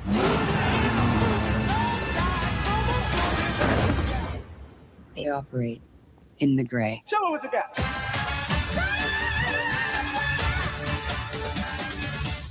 I foresee a problem. I am aware that there is a 300-foot deep untraversable ravine, but if you give yourself enough runway, build up some speed, and flap your arms like so, it should take the bump out of the landing. Okay, That's a so movie. Take the bump out of the landing. That's a pretty good one. I love Guy Ritchie movies, and I'm looking at this trailer, and I'm like, oh god, this got Guy Ritchie written like all over it. And I'm like, Yeah. whoever's doing it, heavily influenced by Guy Ritchie, and then all of a sudden Guy Ritchie's name fucking pops up. I'm like, yeah. But you know what? I don't care how great I think Guy Ritchie is. Fuck him. Where is the real rock and roller? Yeah, no kidding. We've never gotten it. Never probably will. All right, next one is the final trailer for the full trailer for the final season of The Boys. I know, hold on, Rick. I know some people have deal with this show because they went kind of a little wokey preachy on shit. But I look at it this way. If you read the comics, it's not Hold on. that far. No, it's not that far off. In fact, they actually toned down Homelander from the comics and Soldier Boy. They're also we're supposed to be getting, I think, a trailer soon for the show that is the prequel to The Boys, showing how Vought actually got started, called Vought Rising. So you're going to have Soldier Boy and his whole team and all of that. That, I think, is going to be better because that is just going to be full balls to the wall insanity because there's nothing to really preach about. You're really just going to show a whole bunch of fucked up shit.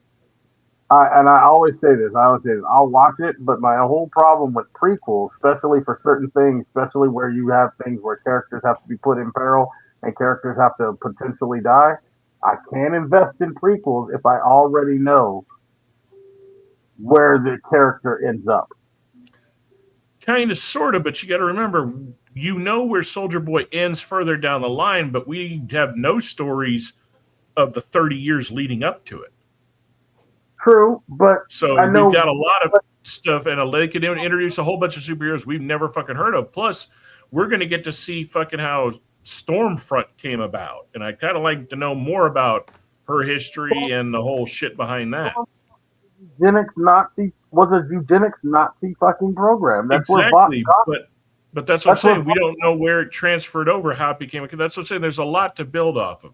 But where I was getting at was, as much as some people have an issue with The Boys because they've never read the comics, or they got to see the wokey woke and everything, because let's face it, there are a lot of them out there that they can't. It's like TDS, they got to see it in everything.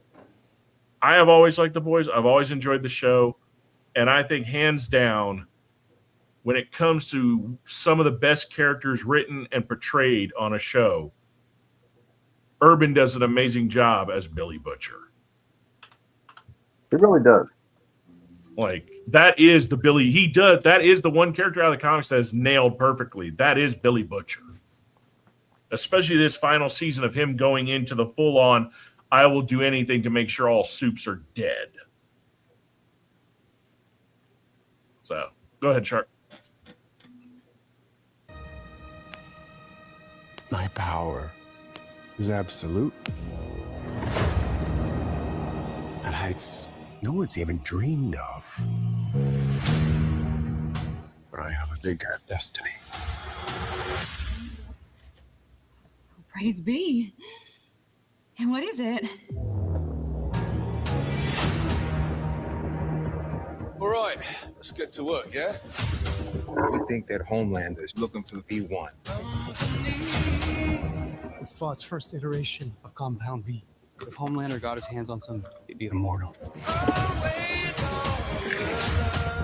We need to run while we can, however we can.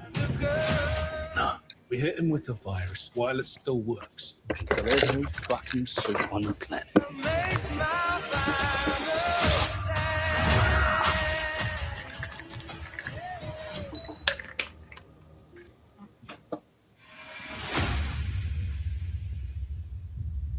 I need you, Father. Did you fuck me? What? Is this some kind of incest thing? No. Then what the fuck is this? We need to prepare America for my ascension. You want a boss now? Well, if you can't beat him, join him. Then fuck it, beat him.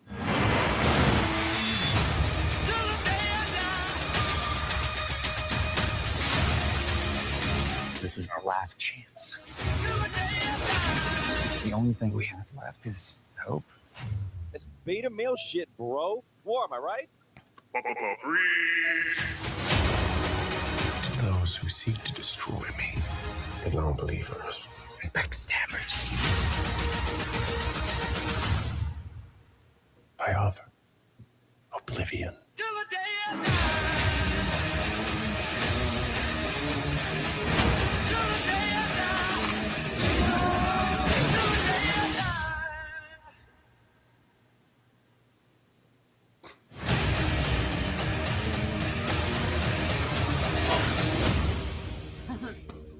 You guys are friends?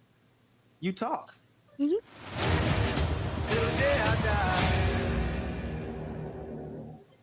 Interesting.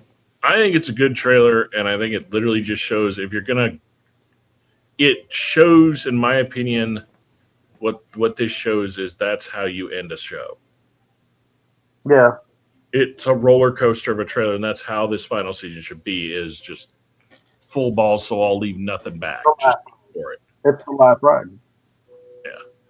The last one we got for the evening is Scary Movie. So who of all y'all have seen this one? Have you seen it, Walrus? No. Have you ever seen any of the Scary Movies? Yes. Okay. Yeah, in the first few seconds, got a whole bunch of people online already pissed off because fuck them, they can't take a joke. Right. All right, here we go.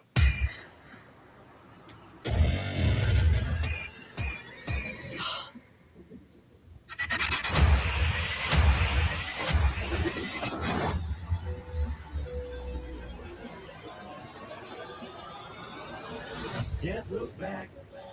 Shit. Back again. My God, he stabbed her.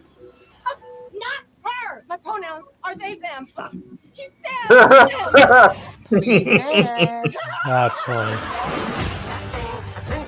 There's a serial killer on the loose. Hello, Tuesday. I have been preparing for this for years. Hello, Mother. You look like shit. Should we hug? I really want to, but I'm a Republican now, so I'm supposed to be racist. Oh, girl, I think all white people are racist anyway. Come here. Okay. Oh. Hey there. We heard tell of a Halloween party. We're here to drink, play bad music, do some half gay shit. Why only half gay?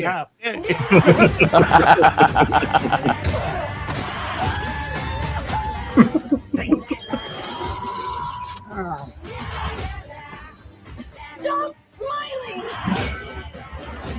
Come on, bitch, Mom,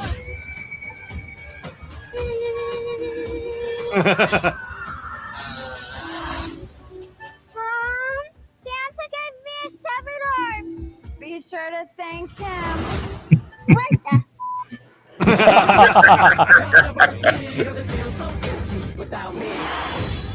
Somebody help! Help! Bitch! We're on break, so you handle yours. I'll be right on Yeah. Eating my falafel and my pork rinds, bitch. What I love the minute I saw this trailer is, one, it's everything 1 and 2 were. And second, I think this is going to be the first movie to kick the door down and reopen the fact that comedy is not personal. It's about making fun of fucking everybody and everything. Yeah. Yeah. And if you got a problem with it, guess what? The movie ain't the problem. You the problem. You are. Exactly. Because I love the fact that the first 10 seconds of this had a whole bunch of people. That's not funny. What? That you're add your little bullshit to your name to get your fucking prop points to all your little loser friends. Nobody gives a shit about it. I'm laughing because it's comedy for comedy's sake versus what they did with History of the World Part 2. And now I'm thinking about History of the World Part 2 and I'm just sad. Which is why I think, in all honesty, because we already know it's going to be his last movie, that's why I think Spaceballs is going to be amazing, because I don't think History of the World Book 2 was what he really wanted to put out. I really don't. No. If you look at him in interviews, think about it, in interviews, he doesn't ever talk about it. That's Right, very rare for Mel Brooks. I think they put his name on some shit that he didn't have any creative control over, because it's one thing to go, okay, I'm going to stay within a certain realm when it comes to jokes. I want to stay within a lane. Fine. None of the shit was funny. Like, none of it was funny. I can rewatch History of the World Part 1 right now with somebody who's woke, and they'll see the problematic shit or the quote-unquote woke shit that they want to complain about within History of the World Part 1, but they also will laugh because the shit is actually fun. Dude, I've seen videos and talked to enough people that are younger that may have cringed at Blazing Saddles but still fucking laugh their asses off. Oh, Blazing Saddles. They were hilarious. upset at themselves that they were laughing their asses off, but it's unavoidable because the way it presents it. Brooks has always been a master of how to present it. That's why I think what I would love to see, honestly, in Spaceballs is anybody that's still alive that was in any of his other films break the fourth wall and somehow have them all make an appearance. Maybe he did. I'd love to see Carrie Lewis show up just randomly out of the blue in it, and some of the Men in Tights crew. I mean, you can't tell me Chappelle wouldn't do a Chew again. Oh, he definitely would. I think it'd be funny if they just had him walking through the set, like, excuse me. Excuse me. I think that if you're going to have another comedy writer involved in Mel Brooks shit, it should be Dave Chappelle. Yeah. Like, not just, have him do his cameo or whatever, but also have him in the fucking writer's room. Yeah. Well, I know a lot of people were fucking kind of on the edge with the fact that sharing the writing credit and some of the credit is Josh Gad. But if you actually take a look at most of the stuff Josh Gad has actually done that isn't children adjacent related shit, it's all been actually kind of pretty on the edge shit. It's not about it being before the whole you can't cross the line. Then when all that shit came about 8 years ago, he towed the line, but you could see in his delivery of stuff, he knew how to tote it without stepping over on either side, but still he was, in a sense, it had an edge to it. He was flaunting that he could do it. Yeah. But here's the issue that I have with it. Whether it's edgy or not is not the point. Is it funny? Yeah. I think it would be. I don't think Brooks is going to go out. Brooks would not, make a last film and do a bad one. And two, I don't think he would have been able to get Moranis back if it sucked. True. I agree with that. But like I said, you would hope. But again, there's some shit that he's not in charge of. And then also, if you don't think they wouldn't disrespect his work, look at what they did to Tolkien. So. Well, Rings of Power was trash. Don't you fight me. I'm not gonna, dude. That show's dog shit. That was somebody's passion What I was project. about to say is, It was somehow worse than Halo. there was no. The Tolkien estate sold them certain things and gave them too much liberty, is what happened. They had no say so in it.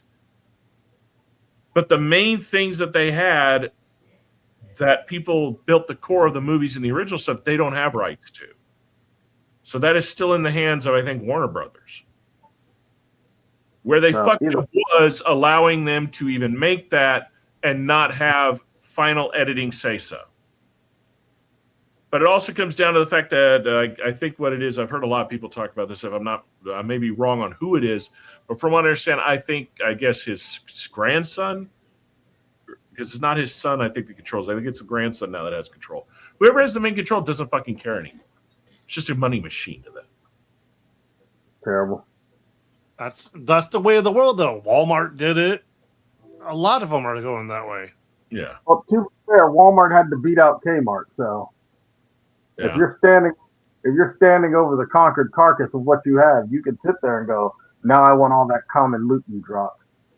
Well, no, it wasn't even that, though. It's his kids took over and turned it into something that he never wanted. Yeah. Yeah. Like I've said before, what summed up Walmart was the one interview. They saw him show up in his old beat-up red pickup truck, and they asked him, "You have all these limos in your fleet. Do you drive the? Why do you not drive those to work?" And he literally just said, "Because they wouldn't let me put hunting dogs in the limo." Mm-hmm. That sums a man up right there. Damn. He would never have been for anything in those stores not being made in the U.S.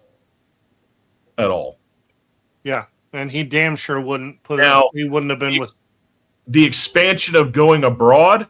Maybe if again everything was still made in the U.S., because then you're spreading the American dream to the world. But what they turned it into now, no. And he sure as fuck would have never allowed stores to be built into towns that literally killed every mom and pop around him. Yep. But that's what happens to these big companies. These kids take over and they don't give a shit. Nope, they're in it for the money. So. But I'm looking forward to a scary movie. I'm looking forward to Spaceballs. But yeah, I think next show, let's compile. Let's go through the list of characters and see who we come up with and do side-by-side pictures. Yeah, we should put out a list of the characters that we want to do them for. Yeah. Definitely do I'll get some stuff ready together because we haven't done a really coffee infusion themed idea show too. What was the other one we spouted out about doing? Airsoft. Yeah, Airsoft.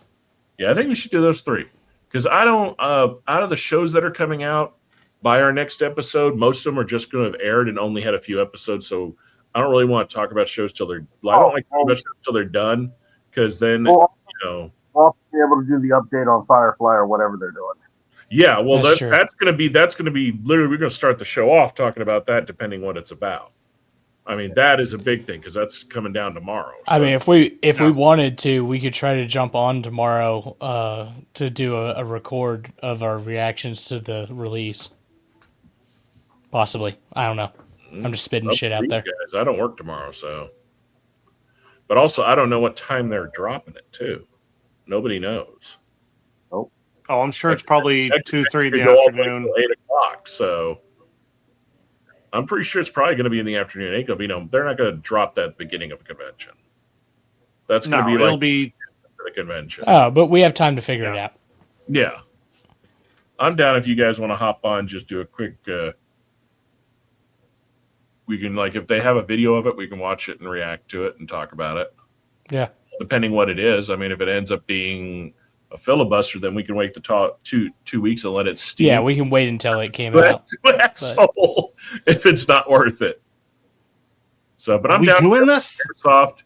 So I'll let's all just throw ideas in the general channel of what we want to talk about on Airsoft. So that way, if it's guns that we want to see and guns that haven't been brought up or guns that have been not yet released but we know are coming, it'll give Shark and I time to compile videos that have them in it and photos so people that are watching them may not be aware of this shit could see it. Yeah, We can do the dream. What I want. Yo, you know what? Go over the gut. Like if you're thinking about replicas you want, talk about the replicas you want and who you want to make them. Oh yeah, definitely. Yeah. Or the variations. Hell, I know some. There's technology I would love to see advance in airsoft that nobody's even doing. Like, why has nobody thought with all the new rubbers and the synthetic materials we have now of making a BB that can squish a little bit so you can actually make a rifle barrel to get a spin on the damn thing? Shell blasters, but also Well, there are rifled barrels for gas blowback. Yeah, but they don't do anything. They don't work the way you think that they Yeah, you got to remember, rifling works because the bullet expands and does that. So I know all that. I'm just saying there is the barrel. When gel blasters and all this stuff came out, there was not a lot of, like, case in point, TPU 95 didn't exist at that time. Yeah, I mean, there's stuff we 3D print with that was not around back. It's only been the last. Or that foaming plastic. It's mainly the main issue you run into trying to use it within a. I think you could do it with a bolt action or something spring loaded, but the main issue you run into is the hop up itself, the way it's designed. The hop up is designed to do backspin to keep it as straight as possible as it travels through the air. But then you have that backspin coming into contact with whatever twist you have, which is going to take a lot. Yeah, but that's where it would require you to it would require you to redesign hop-ups to basically just be a loading mechanism for the magazine, because you don't need you don't basically need just a feed ramp nub or anything like that, or adjustment, because the spin inside it is what does everything for you now. But you still need the launch process for the BB itself, because you're not using a compressed combustion round. So like you could do it with like the intervention could possibly be the best for it if you wanted to do a test rifle with it, because you could take out the hop up, you could use the actual shell and you'd have to find it. It's an older one. Where YouTube, this is all airsoft. We are not talking about modifying weapons for anything other than the sport purpose of splatting a paint or a little BB. Get that UAI sack of shit. That said, we should save it for next show. Yeah. But it's where the CO2 loads directly into the... I know the one you're talking about, yeah. So, speaking of twist, did any of y'all see Novrich's new thing he posted the other day, where he went to Australia and did Nerf? Oh yeah. I did see he did that. The freaking launcher. Yeah, like $2,000 Nerf launchers that provide twist to the Nerf. I was like, are you kidding me? They had to overdevelop those in Australia because they can't do airsoft in Australia. I know. And the gel blasters, which were invented so that Australians could do airsoft, were struck down in the law because their replicas look like guns too much. Yeah. Yet these Nerf launchers have a lot of the same look. Yeah. I mean, some of them are punching through drywall. Australia did not watch Tropic Thunder enough and went full tard. Yeah. Never go full tard. I mean, we won't get into all the political dumb shit they've done, but it is epic. All right, like, I got all these idiots are like, what? Look what England's doing. It's like, no, look what those fuckers are doing first. They're even stupider. Oh. Yeah. All right, everybody. Well, 2 weeks. See y'all again. Everybody I know has pretty much got work and other shit going on, so not a lot to report enough from everybody because we all talked earlier. I'm gonna be working on my airsoft stuff, and I'm probably gonna go to Texas Paintball on the 22nd. Yeah. Hopefully, I'll have my new MTW by then. I will be on a boat, sipping my ties for my birthday. You'll be on a boat. On a boat. On a boat. On a boat. Boats and hoes. Hence why I'm printing out. No, I heard that. I'm thinking Lonely Island. Yeah. Oh, Jesus. And that's why I'm printing out ducks. That's my Nice. dragon duck. And I just got work and working on a car. That's about it. Yep. I'm gonna mess about with the new smoker. What are you making? All right, A bunch everybody, of thanks smoked for vittles. joining us. Take care of yourselves out there. And remember, stay heavily caffeinated and heavily opinionated. We'll see you in 2 weeks.